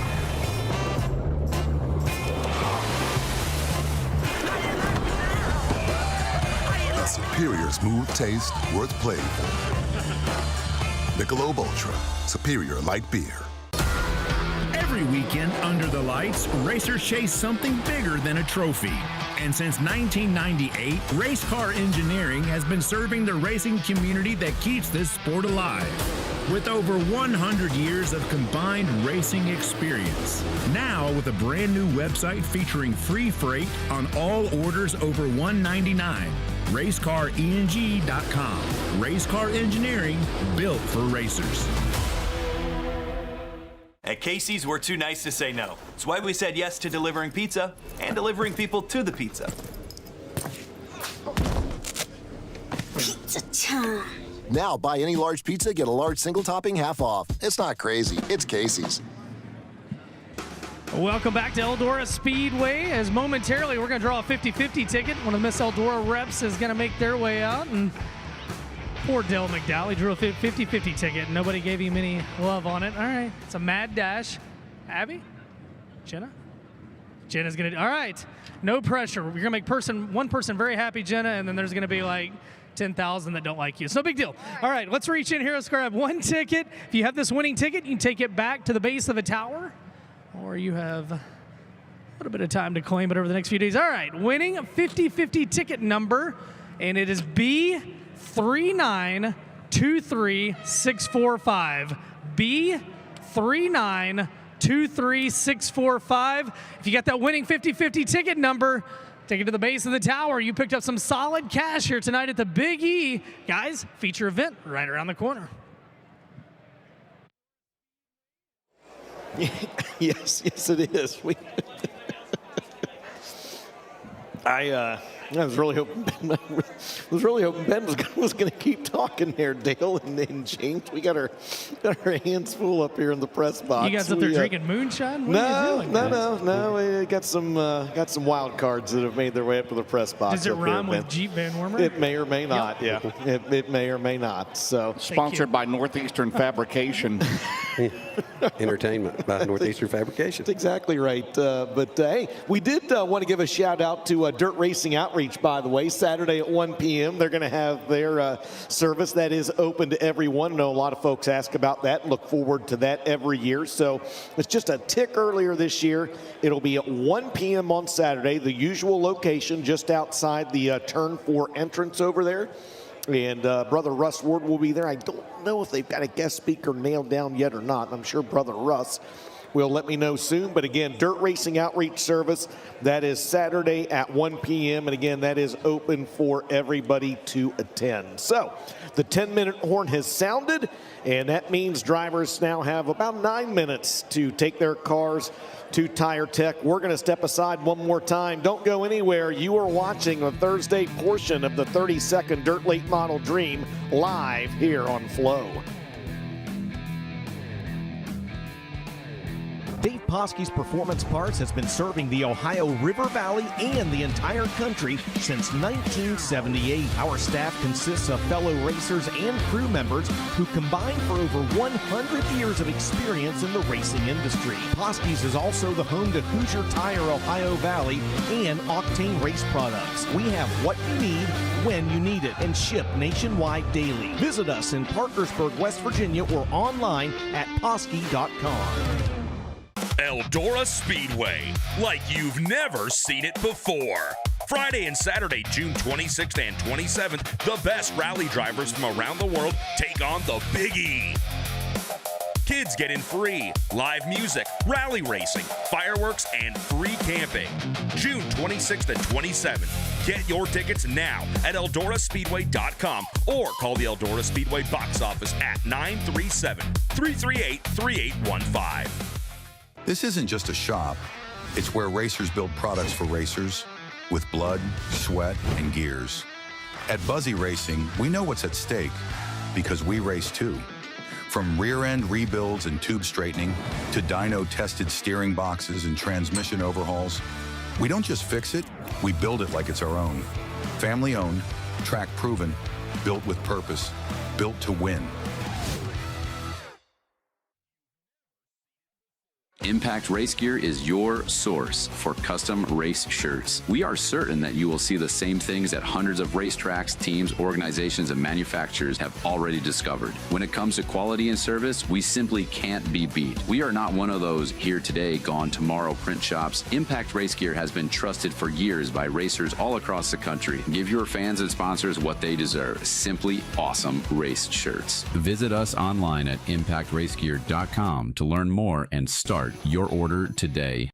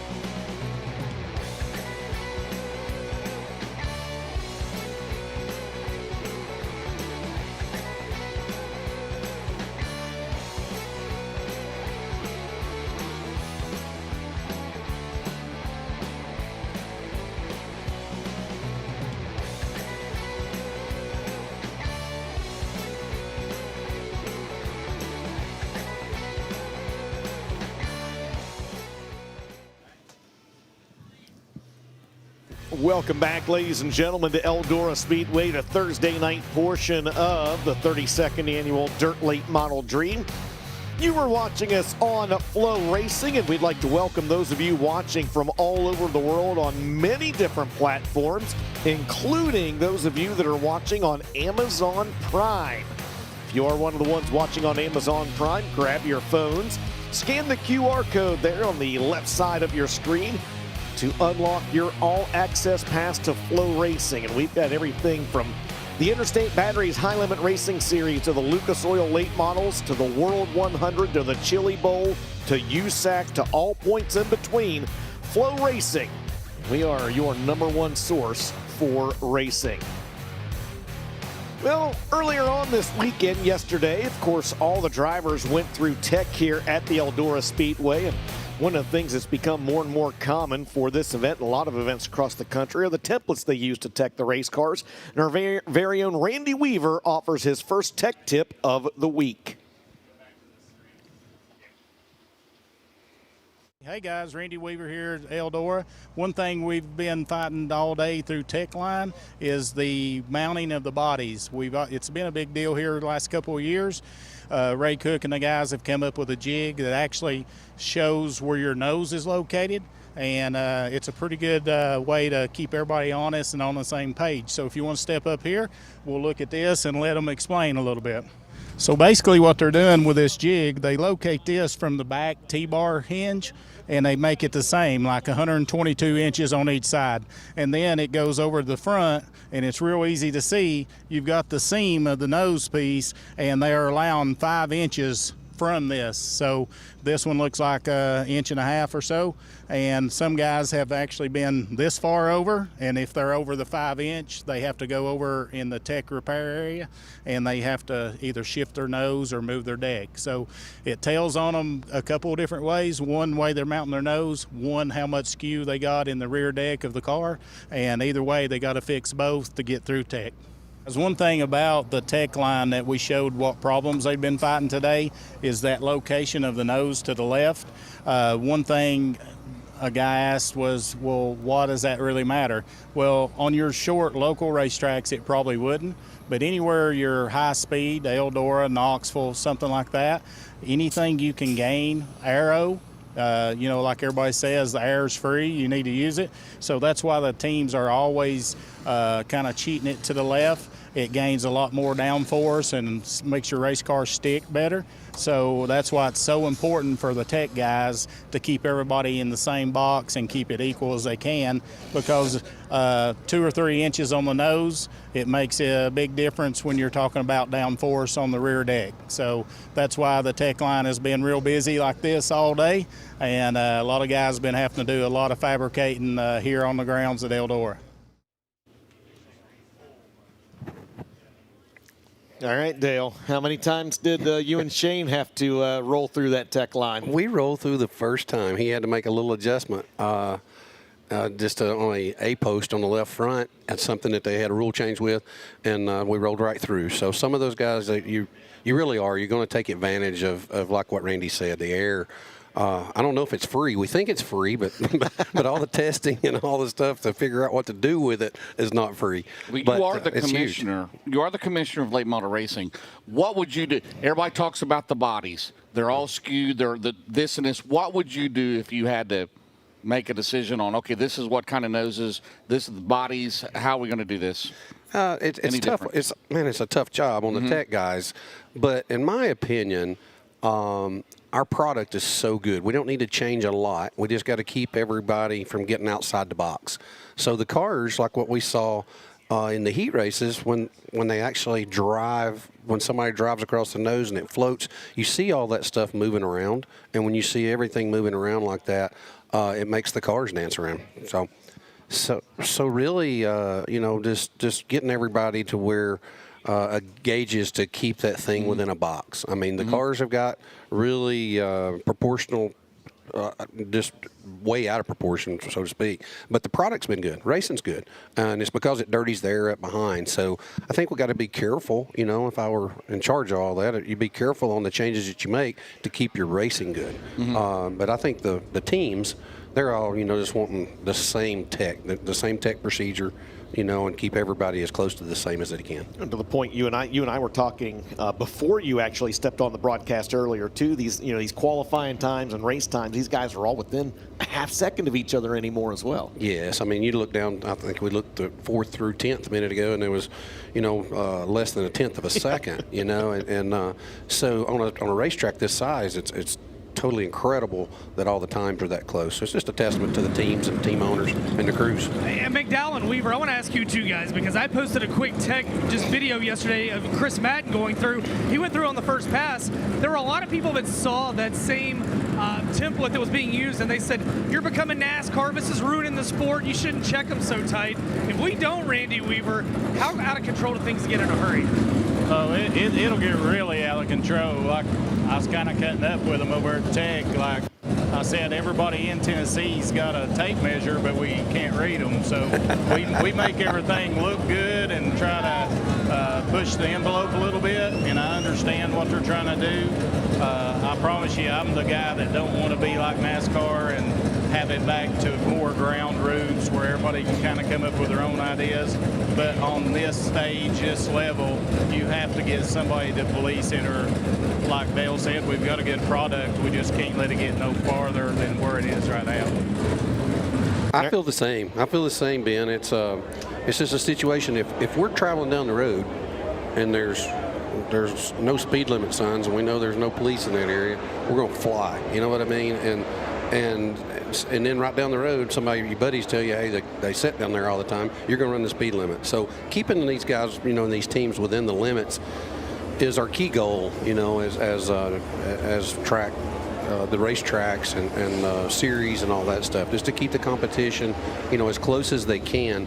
But the changes come, throughout the event when you're out there moving around and the cars are moving around and not going sometimes where you want them to go. That's what makes good racing. Good stuff and good insight there, gentlemen. Thank you. Let's take a look at the starting lineup for tonight's 50-lap, $30,000 to win A-Main. Dresden, Ohio's Devin Moraine on the pole with 99. And Las Cruces, New Mexico's Garrett Albertson on the outside. Dale and DJ at CMC right inside row 2. Chris Ferguson alongside in 22. Third row back, the winner of this race 1 year ago, Crittenden, Kentucky's Josh Rice in the 11. And on his outside, a heat race winner earlier tonight out of Chelsea, Iowa in the 13, the game changer, Dallin Murdy. How about row 4, Dale? That's Bobby Pierce. There should be some excitement going on here in a little bit. He's exciting to race with, exciting to watch. And Michael Leach. Michael does a really good job, up-and-coming racer, just continuously get better. So they'll be right there in row 4. Row 5 will be Hudson O'Neill in 71, Tim McCready in the 9M. In row number 6, couple throttle stoppers, Ethan Dotson on the inside in the 74X, and Uncle T, Tyler Erb in the 51. Jake O'Neill in the 0, Dennis Erb Jr. on the outside. He'll start 14th. How about them Floridians in row 8 there, Dale? Yeah, Kyle Bronson and Mark White, they're buddies. Yes, yes they are. That's all. You always start beside your buddy. I need a Bronson impression. That's row 8. Can I hear a Bronson impression? Man, I don't want nobody giving me a hard time if I try that. But he's comical to watch. Dale McDowell taught me everything I knew. Yeah, that's right. Row 9 will be Jackson Heiss and Eli Johnson. It's all Florida. Floridian, yeah. It's all Florida all the time back there. A couple gunners back here in row 10, a couple former World 100 champs, Shane Clanton in the 25 and Ricky Thornton Jr. in 20 RT. Dalton Cook inside row 11, winner of the the B main here tonight, and did a good job there at the finish line. Dylan McCowan, he'll start outside in 8. Casey Burdett, Justin Duty, Seth Daniels, and Dan Ebert will be your final starters in this one, guys, as the field begins to take shape down the back straightaway. Eldora, and what we like to call one of the prettiest sights in all of racing, the Pyro. Going off over the billboards on the back straightaway, and we'll always start with our friends in turn 3. How about it, Eldora? This is a salute to you, the greatest race fans in the entire world. Let's stand up, let's send them off with the wave. It's your Thursday night feature, and it's coming at you 4 wide.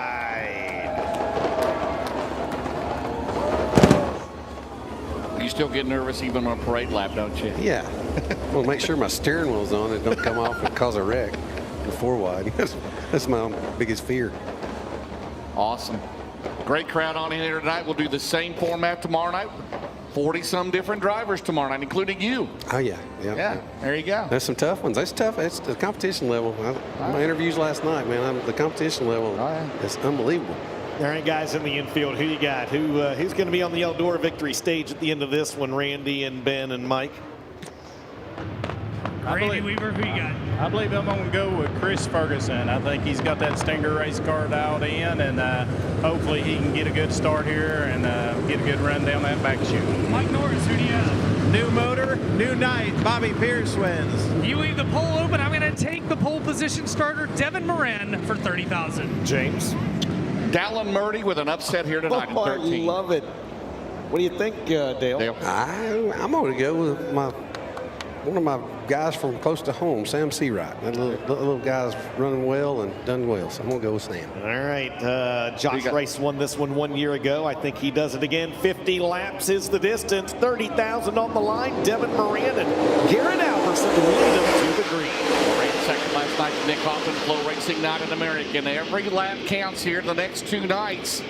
And right now, Moran, last night had no bearing on tonight or tomorrow night or for Saturday's lineups. And Moran leads off at turn number 4 in the Roger Sellers Double Down Motorsports entry. Man, come up just one spot short and on there. Garrett Alverson just tagged the wall coming down the front straightaway. You saw that. He's going to lose a couple positions. Try to get his feet back under him now down the back straightaway. Moran leads. Seawright is second. Josh Rice is third. And that's how they're going to run at the end of lap number 2. On the bottom, coming down the main straightaway, Pierce, O'Neill, and Turbo. Right now, a good lead for the 99 car down the back straightaway. Solid in second right now. Runs Sam Seawright, Dale's pick, as they come off at turn number 4. Remember, this is 50 laps. Lap 18 in honor of Kyle Busch. Hellraiser Jacks will give $900 to the leader in lap 18. A couple guys starting to come up through the bottom of the field right now. Dale, if you're in the middle of this pack right now, like we see some of these guys are you just trying to get your feet under you, trying to feel the car out, trying to find the line, all the above? What's Dale McDowell doing? Well, I mean, you're trying to find the clean spot of the racetrack to where you don't abuse your tires, so you can go late, obviously. And it's 50 laps tonight, so Devin's moving around. We see Devin moving around, running the top line there through 3 and 4.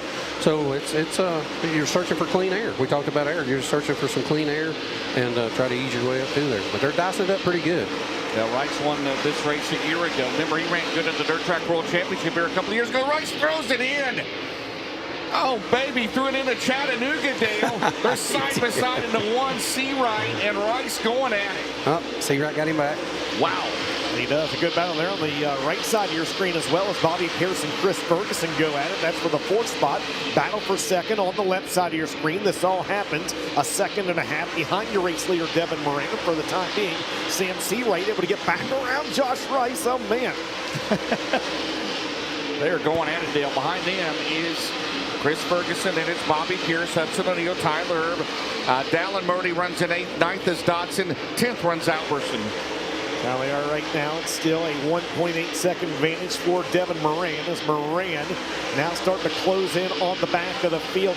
Dale, how far we see Devin that last time? He's really close in on now. But how close are you, or how close or far away do you have to be from someone to kind of start feeling that air, like as Devin starts closing in on the back of the field? About 5-6 cars lengths back, you can feel your car starting to get light. So you'll see Devin move around, enter lower to get cleaner air, or up, just wherever they're not. Oh, wow. Right there, it hurt his exit, just working lap traffic.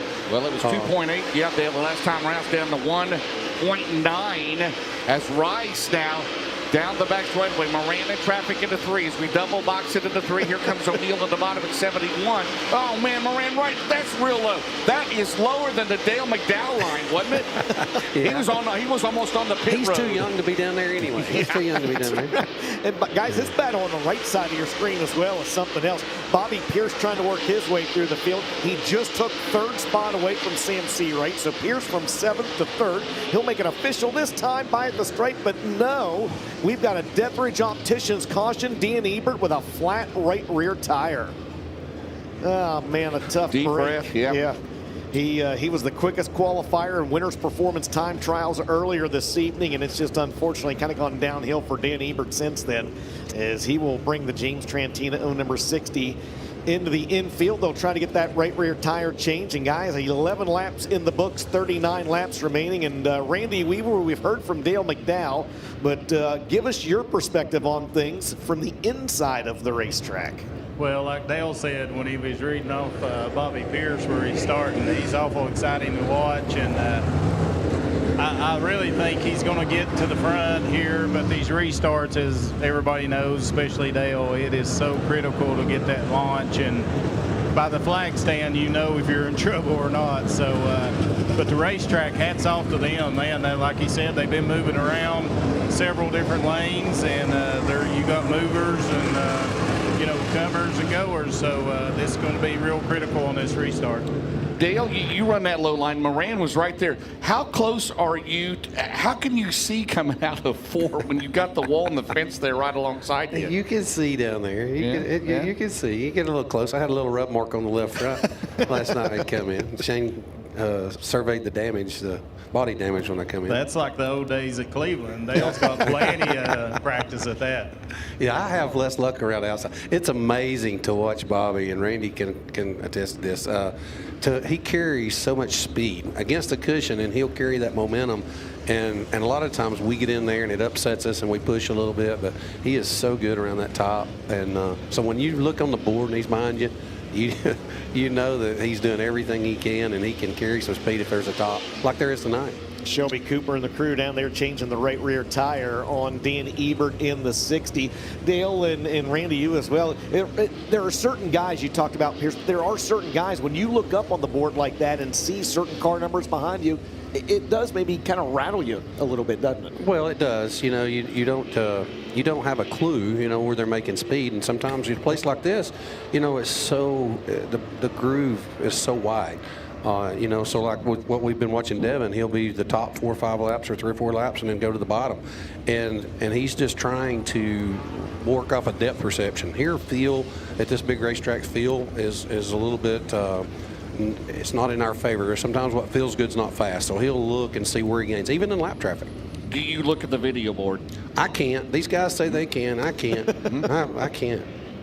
All right. Under caution. I can look at it under caution. 7 laps away from lap 18 and $900 right now. Double file restart. Moran and Rice, Seawright and Pierce, Ferguson and Neal. Right now the hard charger is Thornton up 9 spots, 20th to 11 as we restarted Eldora on a Thursday night with 39 to go. Back underway, James mentioned the Hellraiser Janks lap 18 bonus $900 courtesy Tim Sheets and Chrissy. 3 wide back there for the 3rd spot off corner number 2. Ferguson on the inside. Pierce in the 32. That's Seawright in the 16. And where did Tyler Erb come from? The 51. He came from New Waverly, Texas by way of Wapakoneta, where he lives now. Slide up the track, Pierce in the 3rd. Down the back straightaway, Rice has fallen about 5 or 6 car lengths behind Moran. Moran has led from the start of this race, guys. Again, $30,000 to win, and Tyler, they're side by side. Pierce has the spot by a car length into 1 over Turbo. And don't forget, Turbo had that trouble in his heat race, had to go to the tail, and then came back up through the field as well. Right now, he finds himself in P4 behind the 32 of Bobby Pierce. Dale, on these preliminary nights when they're 50 laps, is there any such thing as logging laps, or is it just go from the time the green drops? I think you have to go hard early. I mean, obviously you got to go hard and then just try to get the cleanest line, the cleanest air to observe. I mean, probably Devin, he's just, he's not probably going 100% right now, but he's very, very close because he's running that top line. You got to hustle pretty hard. A complete turnaround from last night for Thornton, 20th to 8th, and he's about to gain another spot as he throws the slider there on Seawright. You see the battle there. That is 2nd and 3rd. Rice and Pierce and Moran in control right now. And he would be just a few laps away from a $900 courtesy of Hellraiser Jacks, Chrissy Hensley, and Sheets, Tim Sheets. Oh, look at turn 2 there. You saw that on the screen. Dotson and Seawright. And that happens. Yeah, that happens, James, just behind the 20 RT. Ricky Thornton Jr., man, that 74X just cracked the wall again over there in turn number 4. So Jake O'Neill, a good run for the Tucson, Arizona driver. Dotson going to try to pass him back. Meanwhile, at the front of the field, 18 laps in the books. Devin Moran, your leader. James, that means a $900 bonus to Devin Moran, courtesy of Hellraiser Jacks. Slipped a little bit, Dale. Coming out at 2. Here comes Rice. Here comes Pierce. There you see Alberson back there. Garrett started outside front row. Battles with Bronson. But right now, your leader remains Moran in car number 99 down the back straightaway. And here comes Pearson. Don't look now, but here comes Rice and here comes Pierce both. Pierce down to the inside of Rice. Slider. He'll throw a slider on him up to the St. Henry nightclub. And Bobby Pierce now up to position number 2. 3 wide for the lead in 1 and 2. Good race, Dale McDowell. Do you abuse your tires? It is. When Pierce slides across the track like that, what happens? It gets tricky over there off of 2. Where Bobby's really strong through 1 and 2, as he can carry that momentum off of 2. Heavy traffic. It's traffic. Oh, man. Pierce slides up the track. Here comes Rice on the bottom. Pierce slips a little bit. Rice on the bottom. Josh in the 3. He's going to throw the slider on Daniels. He throws it on McCowan. He's right there. 11 is Dale. Oh, and look at Turbo. Turbo's there as well. Top 4, all right there, all in lap traffic. Momentarily 3 wide per second. And here comes Rice on the outside. Here comes Uncle T on the bottom. I'm sure you want to race tomorrow night, Dale. You'll join us again tomorrow. I want to see you on the race. It's way easier up here. It is easier up here, isn't it? As they come down the main straightaway. Turbo on the bottom. He and Pierce and Rice going at it. Moran has led every lap so far here tonight. As they head down the back straightaway, Rice in traffic. Here comes Turbo on the bottom around Whitener. Uncle T up 8 positions right now as he is in 3rd, and this all happens a stone's throw away behind your leader, Devin Moran.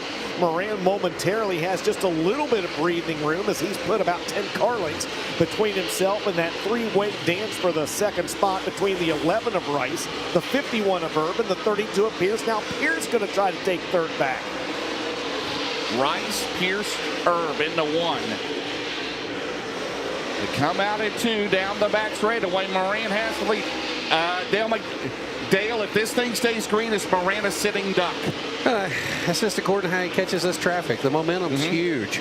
So it's just according to how he catches traffic. We got 1 in the wall right in front of him. That's what happens when you get up on that lap traffic and somebody slips around or turns sideways and takes your air away. It takes you a lap or lap and a half to get your speed and your momentum, your rhythm back. Well, they're right there. Here they come out of 4. It's still Moran, Rice, Pierce, Turbo. O'Neill is 5th. Thornton is 6th from 20th.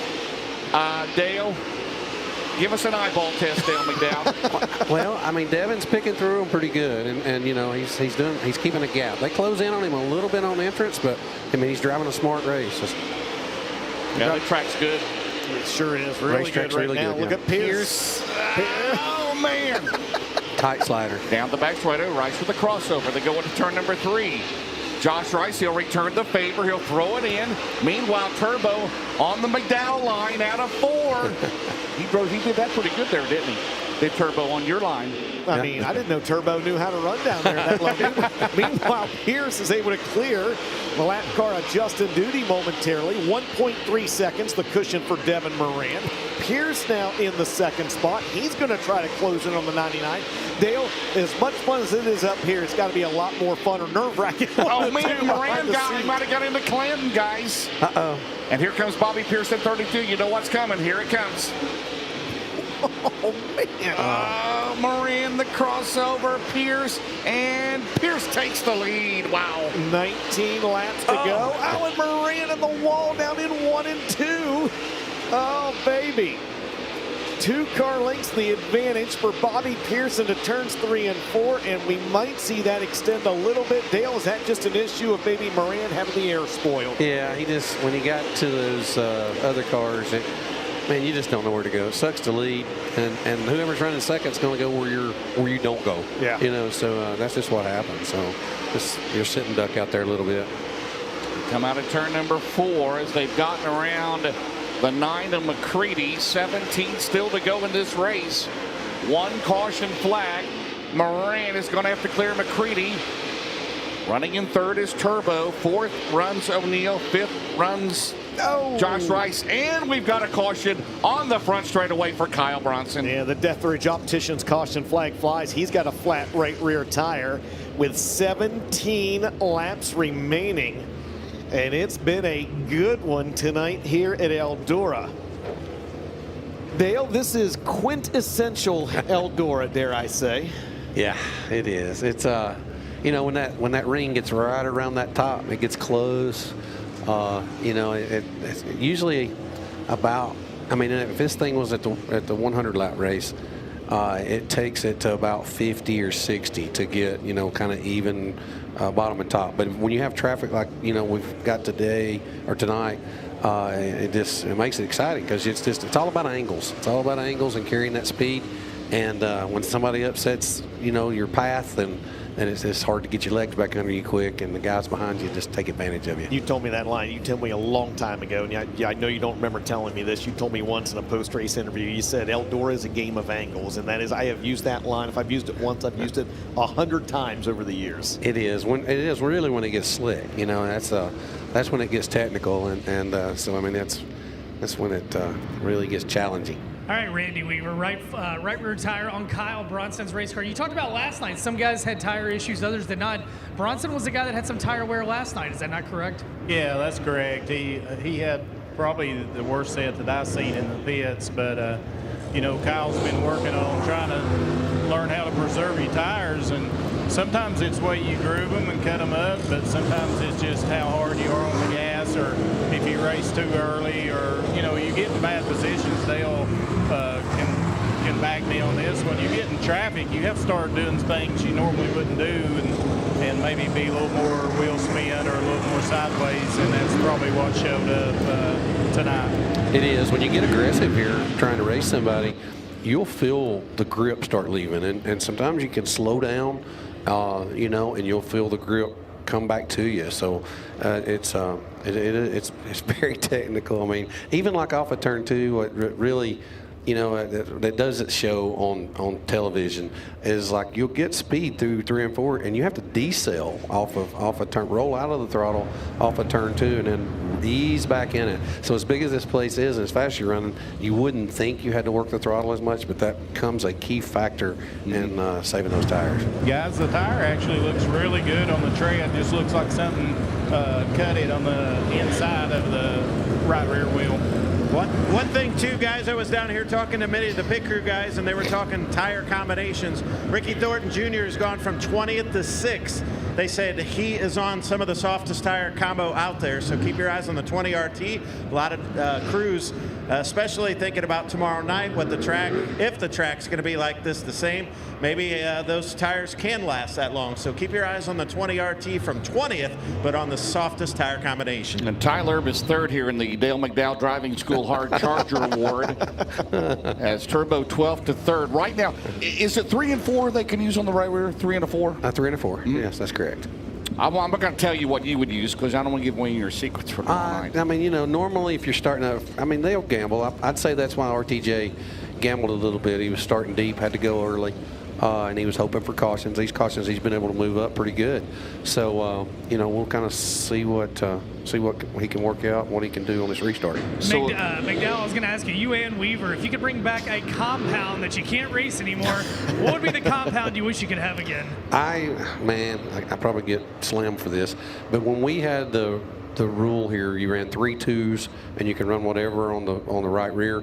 The racing was good. You had comers and goers and maneuvering around with 3 2s, and now we can run a 3 on the right front and the left rear. It lets you be more aggressive longer, so there's not as much fall off. So I'm a fan of you know, the wrong tire. I feel like the wrong tire is the best racing. I know I'm probably not. But Weaver, you want like those old school Hoosier 3s. You want the actual original 3, right? No, in my area we'd want the 1350s, 1450s or something. But I'm going to do whatever Dale says for up here.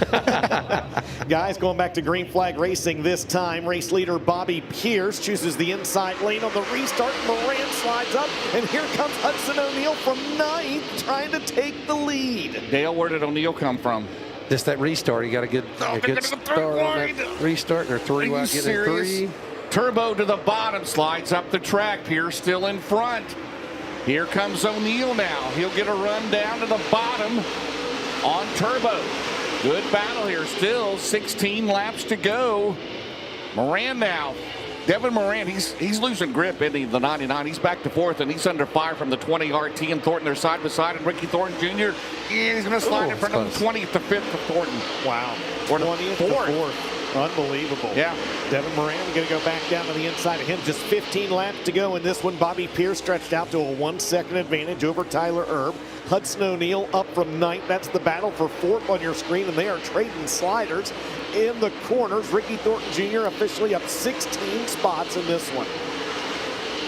Thornton's going to slide up the track in front of him. Moran. Now they'll get back on the gas for Bobby Pierce.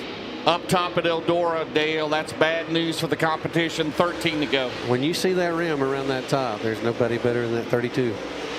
By the way, I'll give a quick shout out as well. We still, number one, we still have all 26 starters on the racetrack, guys.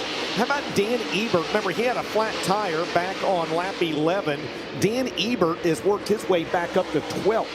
So a good run for the Lake Elmo, Minnesota driver. And he's about to get 11th to 12th. You see the battle here in the 1.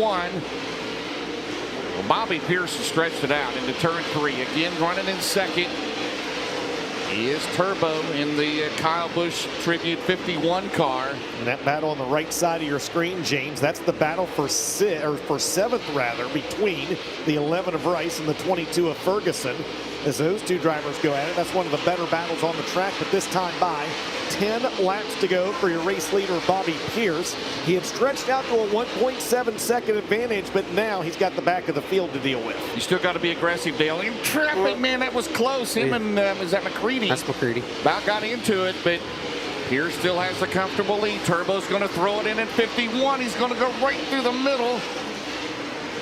Good move by Turbo as they head down the main straightaway, Dale. It is not over yet. There's 9 to go. Oh, Bobby got no just a little bit. That doesn't slow him down much, huh? How much of a chess game is this for Tyler Erb right now if you're running in second, Dale? Yeah, he's hoping to catch him at the right time to kill the least amount of momentum. Yeah, the top 2 have pulled away, guys, from the rest of the field. Bob, heavy traffic, Dale, down the back straightaway, and here comes Turbo. He's 2 car lengths back. You think he's going to throw it in? Not yet. Oh, Pierce is going to be aggressive. You got to be up the track. Turbo now doing the bottom. Dale. Oh, baby. This traffic makes it very interesting. Pierce up the track. DJ. And Pierce doing what Pierce does so well there, guys. He slides up the racetrack, gets that right rear right on the outside wall and uses that for momentum. And now Turbo going to go to the outside. 6 to go this time by. Okay, if you're Turbo, what do? You just hit your marks and hope Pierce maybe misses a step down the back straightaway as they have pulled away. O'Neal 3rd, Thornton 4th, Devin Moran back to 5th, Dotson is 6th. As they come off of turn number 4, guys, 5 laps to go.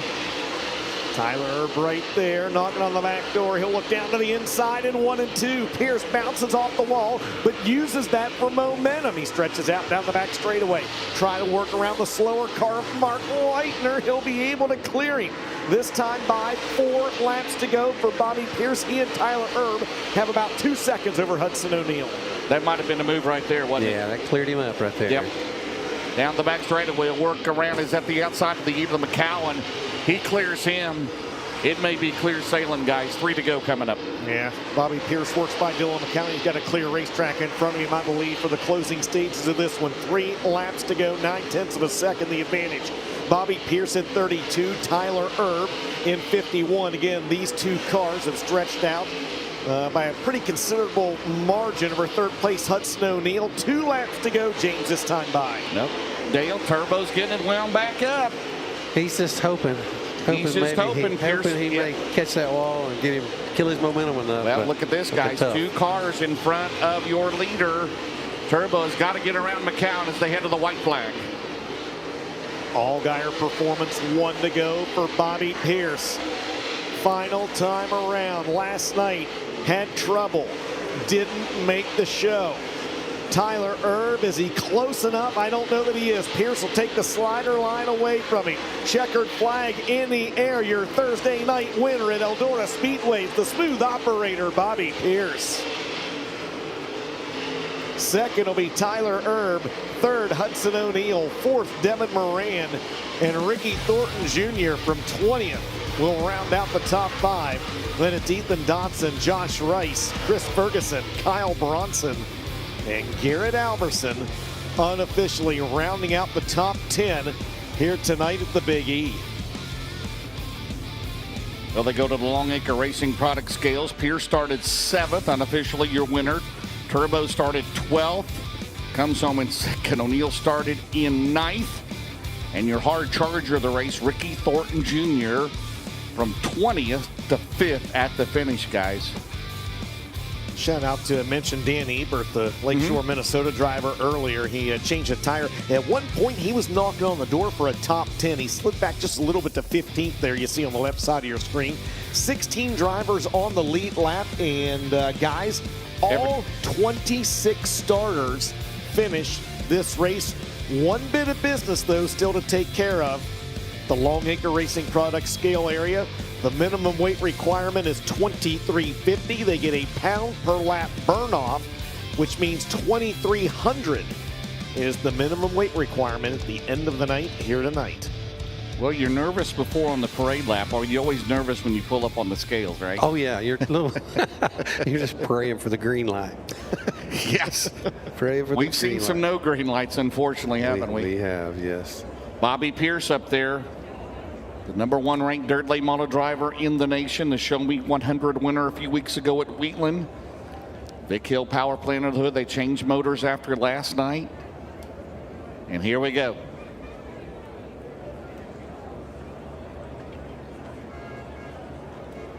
$23.86. So he makes the weight, and he's got to roll into the droop check, guys. Down to you. Yeah, he's going to head over to the droop check. If he clears droop, his 12th win of the year. And Bobby Pierce, second in this event. The past couple of years, he has never won the dirt late model dream. This year be the year that he gets it done. Two-time defending dirt track world champion here at Eldora, two-time World 100 winner. And then, of course, two-time defending World of Outlaws and FloRacing Night in America champion. Dug himself a little bit of a hole last night with FloRacing Night in America, that mechanical issue. But he's going to make another run at both those titles here in 2026. And right now he's trying to make a run at the stage for $30,000 as the dirt car officials check the droop on that number 32 car. And he is pointed to victory lane. Bobby Pierce is your winner here tonight, the opening night of the 32nd annual Dirt Late Model Dream. The Rio Grande Waste Services Low Voltage Solutions car 32 brings it back to the Eldora Victory Lane stage. His wife Abby, one of the Miss Eldoras, waiting down here to congratulate him as Bobby Pierce, man, it was a heartbreaker last night for this team, and they come out with a lot of speed here tonight. And the driver out of Oakwood, Illinois, adds another Eldora Speedway feature win to his accolades. Crew, we need to get a word with him. Jeff Lika, the rest of the crew coming in to get a word with Bobby Pierce. Dad Bob down here. As Bobby prepares to come out of the race car. Race fans, your winner tonight in car 32, it's Bobby Pierce, $30,000, your winner. Little mashed on the right side breakaway on the spoiler. No harm, no foul. Quarter panel looks pretty good. Bobby, the sideboard of the spoiler got a little damage, but hey, man, the quarter panel for Eldora looks pretty good. How much, obviously $30,000 matters, how much is a relief after last night's bad luck to bounce back so strong here tonight? Oh, yeah, it's a great relief. $30,000, that's awesome for a prelim night. I don't think there's any event all year we race for that much money and for a prelim race, so that's really cool. And just Eldora was awesome tonight. Had a bottom, middle, top, and got really skatey in the middle, so the sliders were a lot of fun. And yeah, we worked hard last night getting the motor changed, and wasn't really what I wanted for early in the night, but for that racetrack it was perfect. So thanks to my crew for their hard work, and Eldora for giving us a really good racetrack, and just thank you to all these fans for coming out, and let's have a good weekend. Saw you at the Show Me 100 when you won last week. You were using the wall to launch yourself. Seems like you're doing it again here tonight. How fine a line is that here to launch yourself or get sucked into the concrete? It was very easy tonight to get sucked into the concrete. I pushed several times. I don't know what it was about turn 3. Normally I can sail around there, but tonight I was having some difficulties with it, and kind of turn 1 and 2 as well. But see if we can make that a little better for Saturday. And yeah. I don't know, man, just awesome night. It's awesome to come here with this patriotic scheme and get it in victory lane. And this puts us in a good position for Saturday. So I got to thank my sponsors real quick. I got Precision Cabinets, First Farmers Bank and Trust this weekend, Pontiac RV, Siding and Construction, Low Voltage Solutions, Churchill Transport, I think they're both here. Larry and the AZ4, Rear Grand Waste Services, Collins Brothers Towing, Carnegie Towing, he's here, Leka Tree Services, Burt Transmissions by Buddha, Exit 210 Saloon, shout out to everyone watching, Longhorn Chassis, Olin's, VP, Swiss Springs, American Racing Wheels, just a bunch of people to help us out. We can't do it without them, especially it's a little bit of bad luck we've had lately, so this feels really nice to get back in victory lane. Second the past couple of years in this event. Is this year you get the dream on the mantle?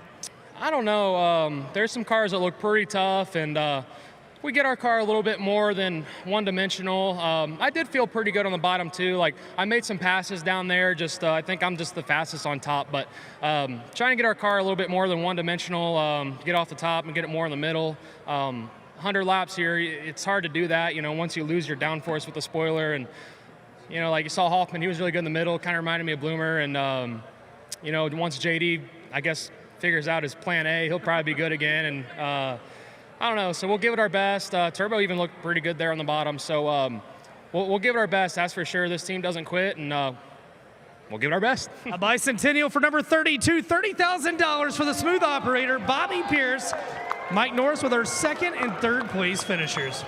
Yeah, thank you very much. Get out here getting a word with Mark Richards, probably the most maneuverable race car out there. Tyler, I know lap traffic got a little dicey, but man, you were stuck through the middle there. You were stuck on the bottom. You were good on the top. I mean, you had a hot rod here tonight, nearly pulled one off. Congratulations on a second place finish. Yeah, thank you. It was really good. Obviously the heat race didn't work out in our favor, but was able to just keep tinkering on this thing. I felt really good yesterday, same deal, just, the tech man and the whole tech line deal didn't play into my favor. So, I hope that's 2 days of shit not playing into my favor, and Saturday everything just falls into place. But yeah, just got to thank Cody Carl, Caleb Todd, Gunner's with us, obviously DJ Kaiser, Mark. They had to rebuild everything after Mansfield, and they rebuilt the stuff that I needed. My guys did the work and whatever, but yeah, just all my awesome partners and sponsors. I've watched enough of these races, and you don't win very many, killing yourself, blowing the deck out. Bobby did a great job, and really was just hoping we'd hit traffic and stay in it. And I was like, I thought the race was over, and then I looked up at 17 to go, and I was like, well, dang, that's pretty good. I'm in second. So, yeah, just, go over this thing really well. Obviously, we had a Scott Bailey engine here all weekend, and, he's here helping us, and just can't thank him enough for, spending all week with us, working on stuff, because, I don't know anything about a motor, and neither do my guys. So we're just kind of letting that part play in his hand. It's making our life easier. Just shout out to everybody watching at home. Eric Brock, Emma and my baby are here. My mom's here. Kelly B's here. So many people are here. I'm having a blast, and gonna relax tomorrow and see what we got Saturday. That was my next plan. What's the day off look like for Turbo? Drunk? No, I'm just kidding. I don't know. Just probably hang out. Obviously Joel and them guys helped me today, so probably be Snoopy, and maybe if he finishes better than me, I can learn something and hang out with them and Winger and just everybody that's helped. That's helping our program, and just obviously be here. I'd love to go to the Bahamas for a day, but I ain't got it like that yet. So I'm just gonna hang out, see what we can learn, and be ready for Saturday. Well, Rowdy Erb comes home second. Ladies and gentlemen, Eldora, the world, the dream is a better place. He comes home second in 51, Rowdy Erb. Coming home third, Hudson O'Neill. Hudson, as you move through lap traffic, used I think it was 18 to go, a restart as you navigated through lap traffic. Could you have done anything different? I don't know. I felt like I had a really good restart on the last one.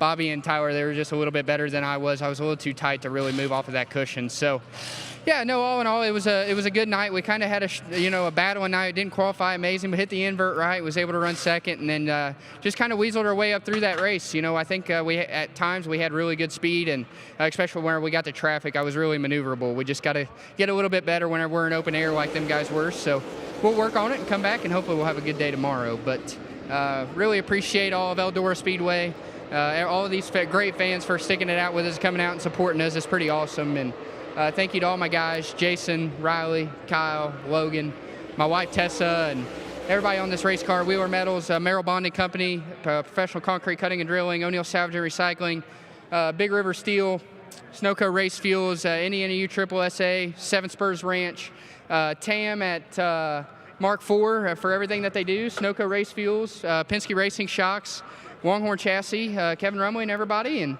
we'll keep working on it, man. Hopefully we'll be standing up here on this podium again come Saturday night.